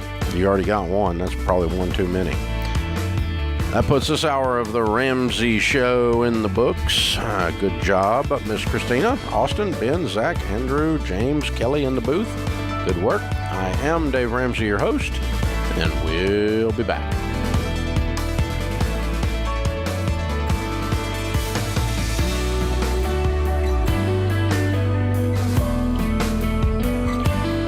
Dave here. You can find all of our shows with the Ramsey Network app on your smartphone. It's the only place to listen to the entire back catalog of episodes. Download the Ramsey Network app in your favorite app store today.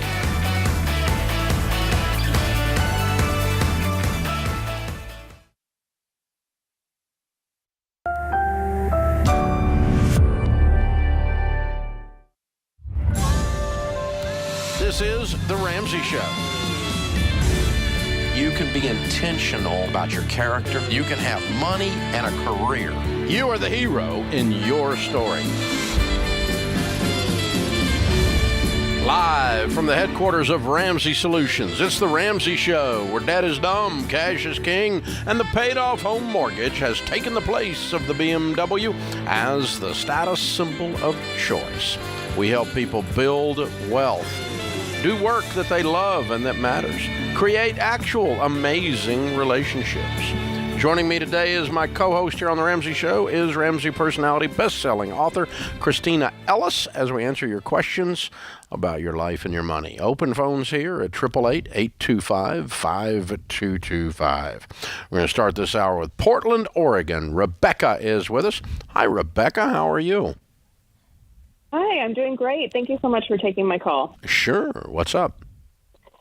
All right. Are you sitting down? This is a big one, Dave. Okay. So my husband is a dentist. I'm a nurse practitioner. Our annual income is about $330,000 a year. In 2020, I opened up my own practice with zero debt because I'm extremely debt averse. I drink your Kool-Aid, although I'm not good at following through. I wish I was better, but we'll get there. So obviously, starting out the practice, didn't have a lot of income with that, so we really were relying on my husband's income. But now I'm starting to bring in an income for our family. So our house payment is $2,800 a month. We have over $500,000 in student loans. We have no other debt. We've already paid off over just $100,000, but it has taken us 4 years to get to this point. We were hoping that by 4 to 5 years after my husband graduated, we'd have it all paid off. But like I said, we're not so great with the follow through. So here's the deal. My husband's wanting to buy into... Stop me just a second. Let me ask you one clarifying question. Okay. Your practice is now taken off. What does your husband make? So my husband makes, we were looking back... Now, what will he make this year? What will he make in a year this year? What are you going to make this year? $330 is what we're thinking. Okay, and what are you going to make now that the practice is moving? Well, I'm hoping right now I've been bringing home consistently for about the last 3 months between $2,000 to $5,000, depending on, I just go off of a percentage of my... What do you think you're going to make in the year? What do I think? I'm going to make $100,000. I think you are too. And then the next year you're going to make $150,000. Yes, 100%. Yeah, okay. That's realistic. Okay, so you have a $430,000 income in 2022. Yeah. Okay. You've never had that before. Never. So we don't need to throw you under the bus so much for not following through in the past. Maybe a little, but not so much. Okay. Okay. I mean, you never really had an income above 200, but much before this year, right? No. Okay. Never. No. So your income's legitimately doubled this year. Legitimate, yes. Yeah. Okay, good. You guys are. That's. Are you ready? The good news is you have a really big shovel while you have a really big hole. But here's the kicker, Dave. I need this advice because my husband and I are on different aspects of this. So he wants to buy into his practice, and we're only going to buy 50%. You're broke people. You don't buy into practice when you're broke people. Okay, thank you. Absolutely not. It's unwise. I know. It's not just a Dave Ramsey thing. agree. It's financially unwise. Yeah. You can't walk around with your head in the clouds acting like you have $500,000 in student loan debt, acting like you don't have any debt. I know. This is a dentist disease. I swear to God, of all the doctors I work with, dentists go into more debt than all of them put together. They go because for some reason a dental degree is more. I don't even understand that. It is. But I mean, I meet a lot of dentists that are $300 to $400 in student loan debt, and then they want to go another $300 to $500 in and buy into a practice or build a practice from scratch, and go buy all the equipment, one of the two, and try to do it all at the same time, and walk around acting like, where do they teach you in dental school that $1 million is a great thing to be in debt amount? No. You've got time, but you need to lay a foundation. You're going to be very, very wealthy if you do this right, or you're going to be walking around with debt hanging around your neck with a level of stress that you can't even breathe for the next decade because you just won't say no to yourself. Right. How I feel. Yeah, I mean, you can tell. There's two types of dentists out there when it comes to our material, ones that love me and ones that hate me. There is no middle ground. Mm-hmm. Yeah. Because the typical model is what your husband's laying out. He's going right down the dental school template. All of his buddies are doing the same stupid butt stuff he's trying to do. He's pointing out to me right now that he wants me to share with you that his income's going to increase to $502,000. The loan payment's $146,000. He'll make $357,000 a year, and that's an extra $37,000 a year that he'll be bringing home after he buys into the practice. Yeah, if he doesn't get sick or there's not a pandemic or one of the partners doesn't commit a crime and blow the whole thing up. Right. I know. Yeah, See, I know. The only way his crap works is if everything works. And you know when everything works in this world? Never. Never. Mm-hmm. It's a freaking optimistic. I appreciate optimism, but that amount of debt is beyond optimism. It's fantasy land. Okay. So he can buy into the practice later, or he can buy into another practice. One thing about dentists is there's always one for sale. Mm-hmm. You can always get another one. It's like financial planners with a book of business. You can always get a book of business. They're out there. And if he can't buy into this practice, he can buy into another one later.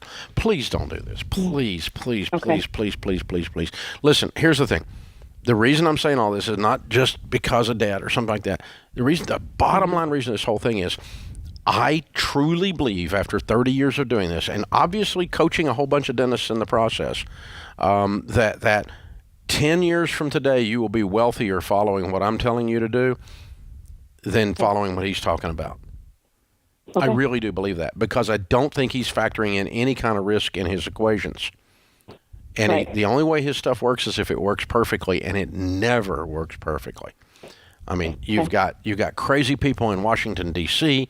You've got crazy people in the medical community. Oh, sorry. You got crazy people in, out here with the COVID stuff. And, you just don't know what. Suddenly, we're just going to change the way business is done in America. Why? We just decided to.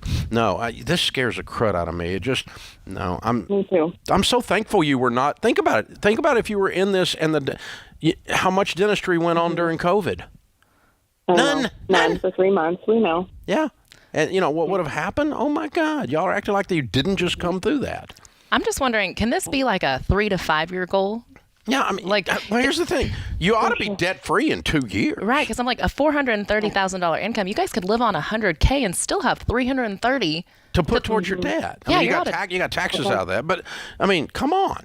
Lower your freaking lifestyle. Stay home. Yep. And work and knock this debt out in 2 years. You should be debt free, and then save up and pay cash. I don't want to hear about a loan for buying into the practice. Just pay cash to buy into the practice.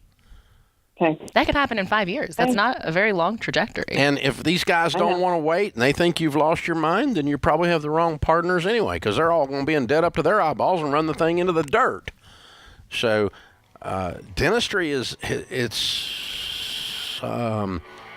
as unpredictable as any other business or industry right now. So, no, please don't do that. I'm afraid I can't talk him out of it, but she was already talked out of it before she called. She's weaponizing the Ramsey Show, but it's all right. It's all right. We have to be good for something around here. And, weapons we can do. Hey, I think they can get there. Give yourself some time, though. Save up, do it the right way. $250,000 a year in debt reduction. I mean, who can do that? You can do that. Nobody else can do that. And you can be done in 2 freaking years. First world problems. So this is the Ramsey Show.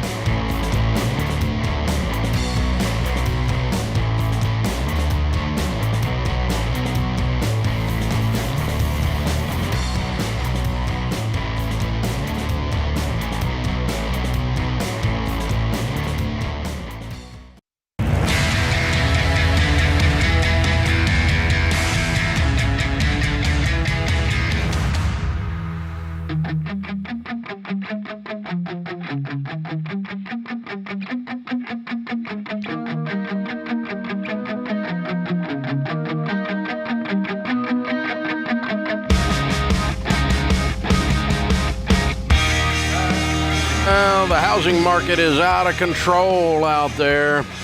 Kind of crazy. And rates are going nuts, and people don't know whether to buy or sell. We have people saying, I'm not going to buy more till the prices go down. I got news for you, honey. The prices aren't coming down. There's too big a shortage of supply. And even with rates going up, even with the economy slowing, even with what may be some stagflation, some inflation operating during a recession, it doesn't matter. You're still going to see a shortage of supply in housing. And so we're going to see price increases slow, but we're not going to see this go away. It's not going to have a dip like it had in 2008. We've had one time since the Great Depression that house prices went backward. One time. One time. And that was 2008. And this is not going to be one of those times. So don't be waiting to buy a house. If you're thinking about buying a house and you're ready and you have the money and you're not in debt and you're buying the right price range and you can afford it and all that kind of stuff, waiting on house prices to go down is not a good idea, because 5 years from now, they'll be up. A year from now, they'll be up. Just not as much as they were the last 2 years. So get in there. If you want to learn more about all this stuff, go to Ramsey Trusted Real Estate, and you can find it all out, RamseySolutions.com/agent. Get with a good real estate agent in your area, and they'll teach you what I'm talking about. So, Christina, we were talking earlier today. I think we're going to do, I'll announce it officially after we get it all figured out, but I think we're going to do a quick stand-up. We're just going to stand up and do a quick streaming event, free streaming event for talk about the real estate market. Just because so many people are so concerned about it right now, everybody's freaking out, and we need to just kind of put the facts out there.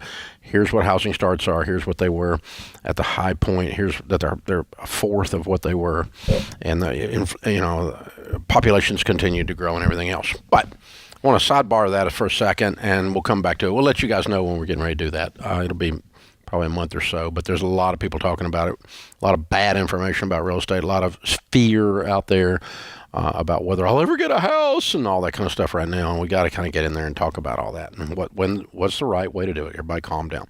But let's change gears. I'm going to go back to that last call.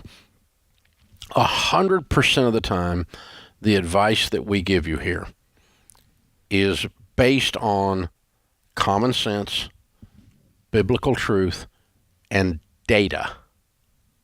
People that we know that have built wealth, and what we're always looking for that we want to lead you to is the shortest, right way from where you are today to becoming wealthy. Now, the lie that has been told is that you can borrow your way into prosperity. And the whole culture has believed that, and the whole culture is broke. You can't borrow your way into prosperity. It doesn't work. Instead, your most powerful wealth-building tool, until you have about $5 million, your most powerful wealth-building tool is your income, what you earn.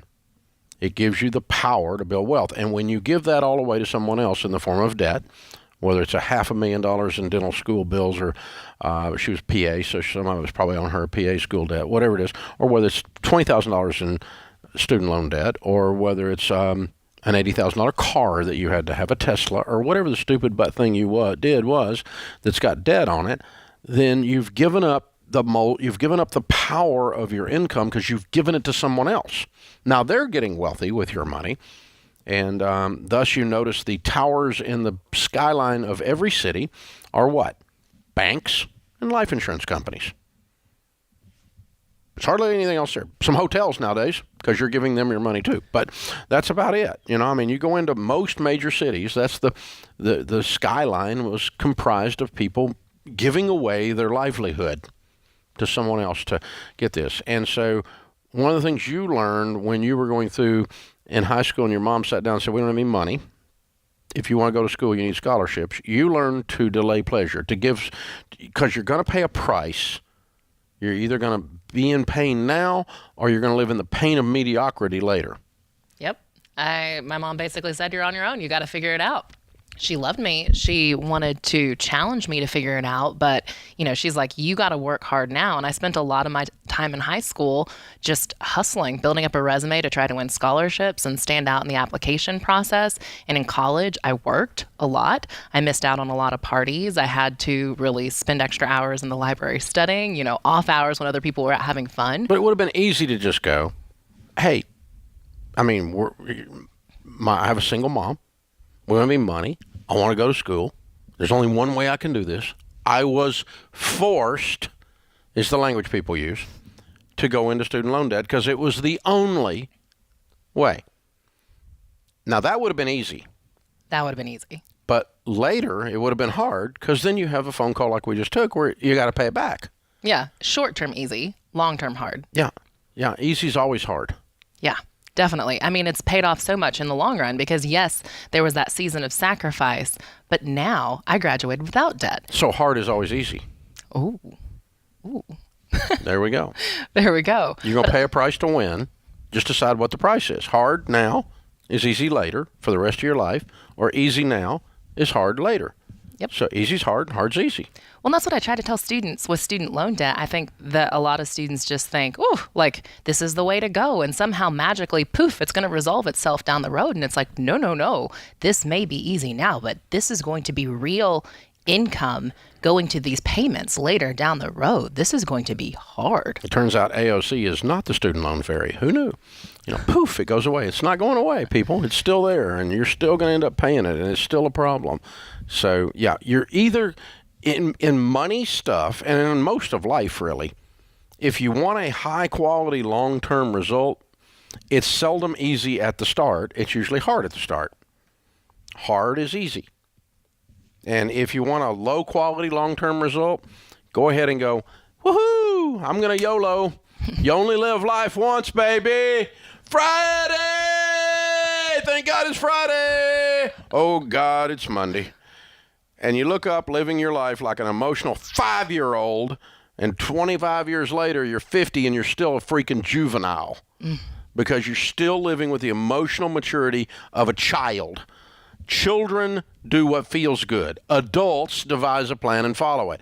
Hard is the easiest path. Right. Well, if you look back at my story, so it seemed hard in high school. Oh, man, this stinks to miss a party. Man, this stinks to spend extra hours filling out scholarship applications. But when I look back, my average, I won over $500,000 in scholarships. So I was making like $500 an hour, which it's like in the long run, like what other job can you get in high school making that much money? And so it's like, yes, it felt hard, but in hindsight, that was super easy compared to giving away my money to pay off interest down the road. So it definitely paid off. And here's the thing. It paid off in lots of ways because you become, through that process, this impressive woman that you are. And then you walk in here and we go, hey, we want that lady is to be part of the Ramsey thing. But if you came in here and went, oh, well, you know, I just believe in student loans and I'm just going to keep them around like they're a freaking pet, you wouldn't be sitting here, you know? So because of who you became through that process, now you're doing this. That wouldn't have been open to you. It wouldn't have come up.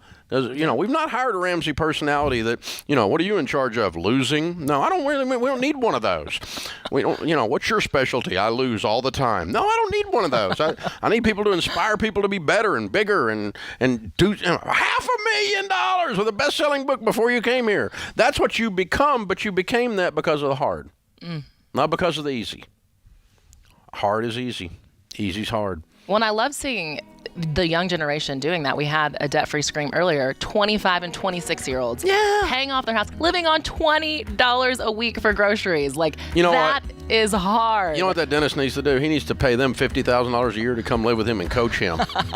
Only that'd be such a pay cut for them. They couldn't afford the pay cut. They could afford it, but they wouldn't take the pay cut because they're making more than the dentist. Oh, my God. Wow. Easy's hard. Hard's easy. You have to learn the magic word, the ancient word. It has great power. No. It's a great word. This is the Ramsey Show.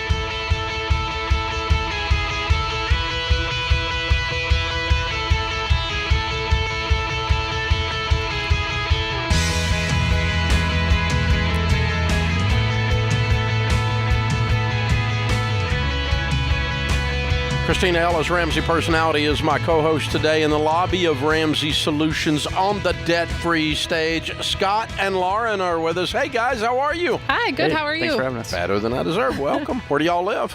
We live in Lansing, Michigan. Oh, fun. Welcome to Nashville. Thank you. And all the way down here to do a debt-free scream. How much did you pay off? We paid off $101,190. All right. And how long did this take? 2.5 years. Good for you. Yeah. And your range of income during that time? We started around $83,000 and then ended around $97,000. Good. What do y'all do for a living? I'm a 6th grade math and science teacher. Good for you. I'm a geospatial analyst at a local university. Oh, okay. Awesome. Very good. Good for y'all.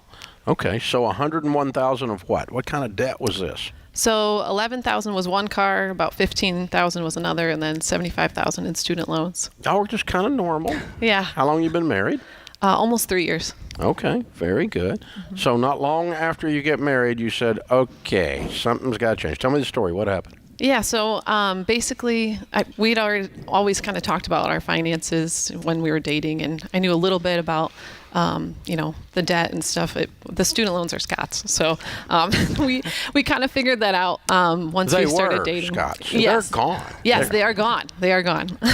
So once we started getting serious about, getting engaged and talking about marriage, we sat down and started really looking at the numbers of what we had to do. And I grew up, my family has been familiar with you, and we've listened to your show on like long car rides and things like that. So I was always familiar with Dave Ramsey, and then Scott would drive home from work before we were married, and he would like call me and say, hey, I've listened to this guy on the radio. And I'm like, yeah, I know who that is.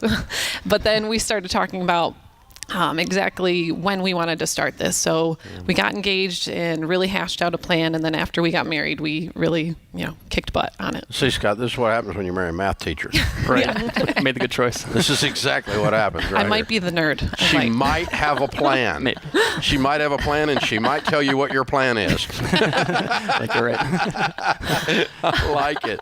That's awesome, you guys. Thank you. And so you sat down, mapped out a plan together. I'm joking around, but y'all did this together. Yeah. And you both said, okay, $75,000 and $15,000 and $11,000's got to go. Mm-hmm. Yep. Okay, cool. So looking at how much y'all make compared to how much you paid off, y'all were pretty aggressive with your budget. Yes. What did the journey look like for y'all? What did you do to get out of debt? We definitely used the Every Dollar budget app, and that was really helpful. I was a little apprehensive of it at first. I like things on paper, and I was like, well, I don't want to use the online one. I want to look at it on paper, but got used to that. Took us a few months to really see. And when we started out, we were just wasting money, and we figured out how much we were just throwing away at, going out to eat or just getting extra stuff at the grocery store that we really didn't need or didn't use. So once we looked at our plan and looked how much extra we had, we figured out how much we could really throw at the debt and how much we could really live on. When you lay out a budget, you always go, where's all that going? Yeah. You feel like you got a raise. Yeah. And I did after-school tutoring and ran like an after-school science club. What are you getting an hour for after-school tutoring? It depends. Sometimes like 20 or 30 an hour. Mm-hmm. So, yeah, I did a few of those and then would work. It's a good gig. Yeah, I do it during the summer too. So, and then Scott was coach basketball on the side. Yeah, that's a good gig. Yeah. So we'd go to basketball games and then I'd tutor and do all the things in between. Very good. That's what was fun. the hardest part of your journey? I think it was probably like last year when the housing market went crazy and, everyone was saying, oh my gosh, let's buy a house. And we kind of thought we needed to do that. We've been in a rental and we had a baby on the way. So we're thinking, okay, well, everyone else is getting houses. We should probably look at getting a house. And we almost went there. And then we said, no, we refocused and said, this is what we want to do. We want to pay off our debt. And we did that and did it before our deadline that we had even originally had. So, and you'll get a house. Yeah, we will. Yeah. And we're not worried about it now, but at the time it felt like something we needed to do. Everybody around us was doing it. All our friends and stuff were buying houses or talking about buying houses and asking us when we'd get a house. And so it was just saying no to a lot of that and no to vacations or new cars and other stuff that we saw people doing. So. Such a powerful word. No. Just being able to say no with all the temptation. No. Well, you have to have a big reason, and you can see the end. You can see the light at the end of the tunnel, and it's not an oncoming train. Right. There's a way to do this. We're going to knock this out, and then we'll be free. And we got the rest of our lives. And once you get that down inside of you, you don't quit. No. Yeah. The people that quit are the ones that don't have big enough vision, and then they quit, and they don't play all the way through. You guys are impressive. Thank you. Very cool couple. Very proud of y'all. Who are your biggest cheerleaders? Definitely our families. Yeah. Like I said, my family was familiar with Dave Ramsey, so they would check in with us along the way. They knew we were on the Dave Ramsey plan and knew we might not do all the same things or want to go out to eat a lot or things like that, but they really understood and would check in on us. So that was really helpful. And my friend Phil, we would catch up. He was on a debt-free journey as well, so we would just keep track of each other, how we're doing, and then keep on giving each other motivation on the way. Have a little private club of encouragement. Yeah. That's good. Yeah, definitely. Yeah, because all the other guys around you are nuts. Yeah, and they're like, we're doing this. Yeah, it was like that. Yeah. Yeah, that's exactly how it is. Yeah, very cool. Way to go, you guys. Thank you. Way to go. What do you tell people the key to getting out of debt is? I think being persistent. And like I said, we almost stopped last year. We almost thought we needed to stop and get a house. But looking at your goals and being on the same page with our goals, and having those motivators, like I made like little visuals for us, like, hey, let's cross off these little graduation caps every now and then for keeping track of the student loans going away. So just anything that you need to do to stay motivated, do it. If it's little treats or like little, free date nights or something like that, do whatever you got to do to stay motivated every now and then. You guys are how old? I'm 28. I'm 29. Yeah, and you make $100,000 a year now, and you don't have a payment in the world. No. Yeah. That's pretty cool. It's wonderful. We're so proud of y'all. How's it feel? It feels really good. Great. Yeah. Very good. It feels nice going into that next step now, looking for a house that we can really do it without worrying about numbers. You can do the house with wisdom, and you don't feel like like you're going to wake up with a financial hangover after you do the house. Exactly. Deal, Yeah. You're not going to have regret on that ugly taste on the back of your tongue. Yeah. Very cool stuff. All right, we got a copy of Baby Steps Millionaires for you for sure. That's the next chapter in your story. And we've got a copy of Total Money Makeover for you to give away to someone that you add to this secret club. That'd be good. And a Financial Peace University, 1 year scholarship to that as well, 1 year membership to that. And you can either go through that yourselves and finish up your journey, or you can send someone through it that you know and love. And all right, are we going to put the youngster into the I think into so. the debt-free stream? All right, good. How old is she? 10 months. She's 10 months. 10 months. And what's her name? Lucy. All right, Lucy. You have no idea how big a hero your parents are. What she has done for what they've done for you, kiddo. They've really changed your life, and she doesn't even know it. Very cool stuff. All right, Scott, Lauren, and Lucy, Lansing, Michigan, $101,000 paid off in 2.5 years, making 83 to 97. Count it down. Let's hear a debt-free scream. 3, 2, 1. We're debt free. Yay!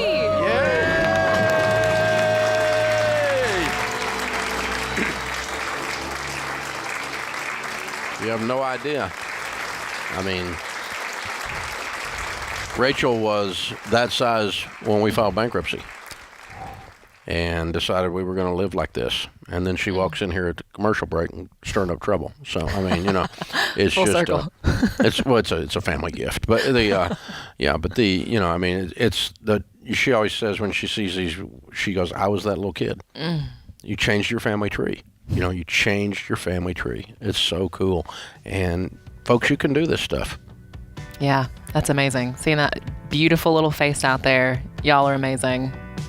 She's got great parents. Yeah, good stuff. Good stuff. Life is good. Life is good.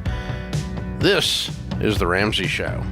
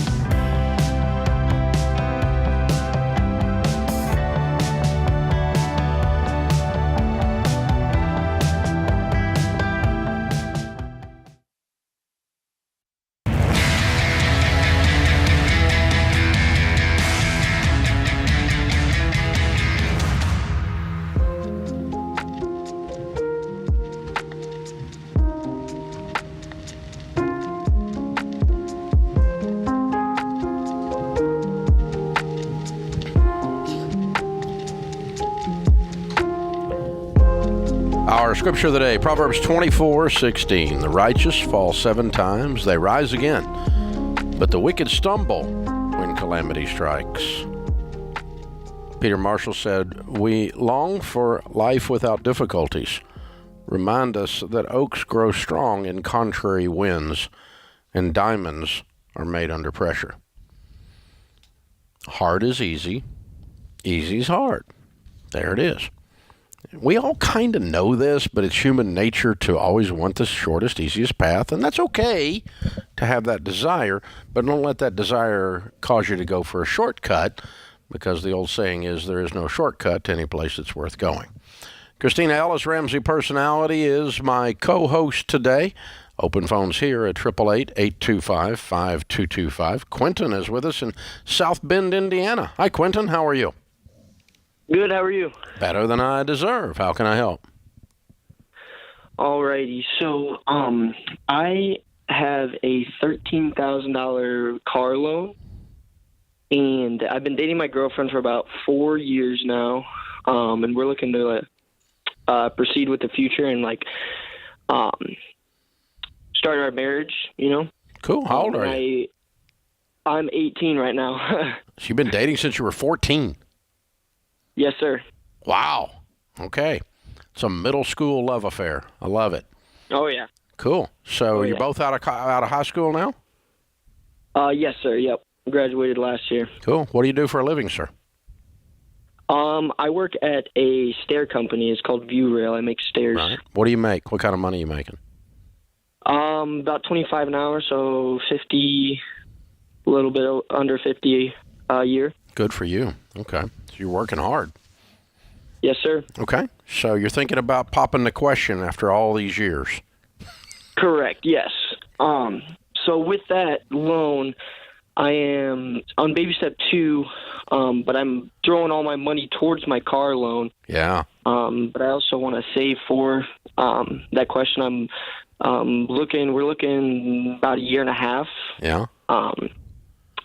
So I was just wondering, what do you think the best is, if I just keep throwing money towards it, or you live at home? I actually own a house. I have 2 roommates renting out for me. They're paying my mortgage. You own a house? Yes, sir. Wow. What's the house worth? Right now, it's probably worth 175, 180. You're doing all right. Well done. Yeah. All right. Yeah. Head of the game. My parents- and what does she do for a living? I'm sorry, what was that? What does she do for a living? She works at a factory. Mm-hmm. What's she make? About $1,500 a week. Okay. Good. All right. Well, so rule of thumb on engagement rings is the jewelry store at the mall will tell you 3 months of your income. I'm going to tell you that's 3 months too much, or 2 months too much. I would back it down to 1 month of your income max. So in your case, $3,000 or $4,000. Okay. Okay. Max, and you obviously are a guy who studies things and develops a plan. You're way ahead of the curve at 18 years old. The questions you're asking, the way you're asking them. So do the same thing with diamonds. Go ahead and learn about them a little bit. Talk to several different people in the business. If you can find an older friend in particular that knows a little something about diamonds that can help you. Diamonds are one of the most overpriced things in retail. You can buy them for half of what you can pay at a store 2 doors down if you go to a broker versus a full retail establishment. And so, but you need to learn what you're getting and not overpay for a bunch of hoopla, because they do not go up in value. I bought a bunch of them. My wife has too many of them, and they don't go up in value. They just make a good birthday present. That's all. And so you're not making an investment, and there's no correlation between the size of the diamond and the success of the marriage.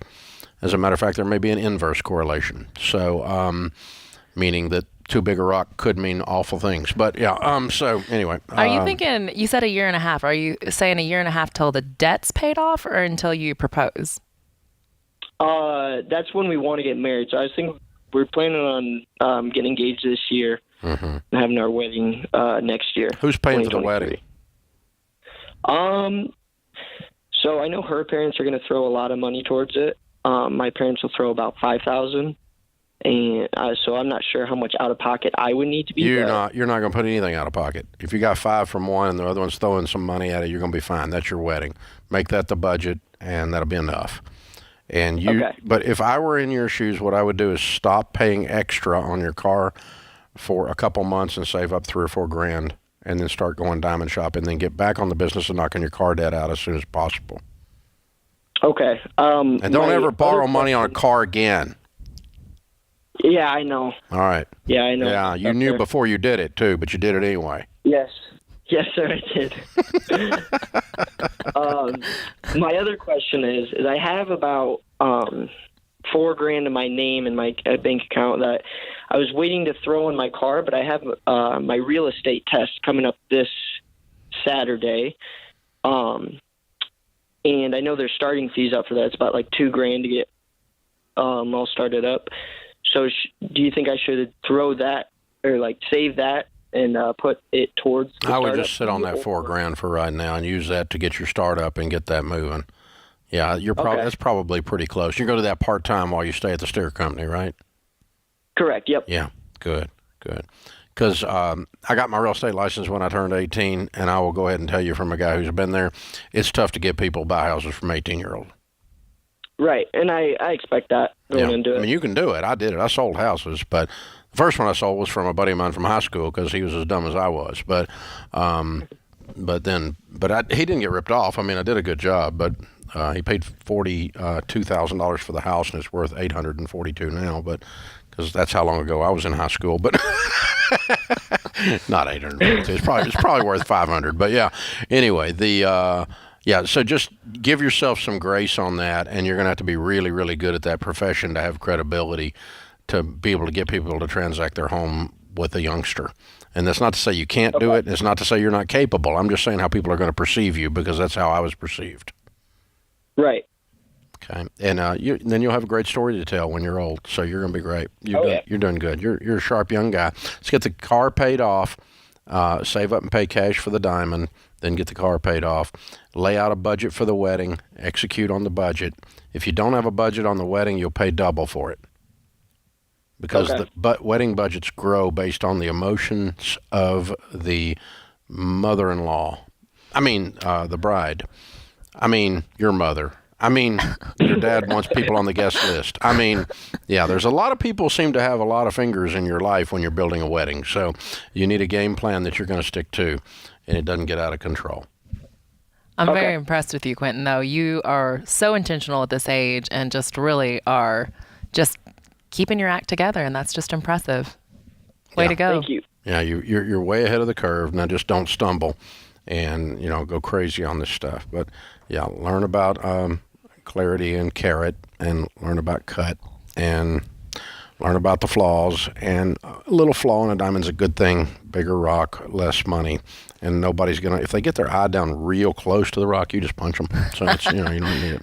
They don't need to be looking with a glass at your girlfriend's or your fiance's rock. I mean, it's just crazy. So that level of intentionality, though, is just so impressive. And we were talking about the 25-year-old couple earlier, this 18-year-old, he's paying off his debt. And it's like, this is hard now.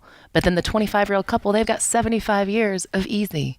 They're in baby step 7. Just living their lives without a payment in the world. Well, they love you predicting they're going to live to 100. Speaking life over y'all. Speaking life. Christina Ellis, speaking life.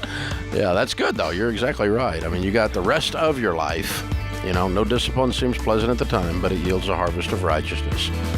So the theme for this hour has been easy is hard, and hard is easy. I think that's called being a grown-up. That puts this hour of the Ramsey Show in the books. We'll be back with you before you know it. In the meantime, remember, there's ultimately only one way to financial peace, and that's to walk daily with the Prince of Peace, Christ Jesus. Have you been inspired to make a change with your money? Want to know where to start? Take our 3-minute money quiz to get a plan you can follow. Go to RamseySolutions.com and search for Get Started to get a plan for your money.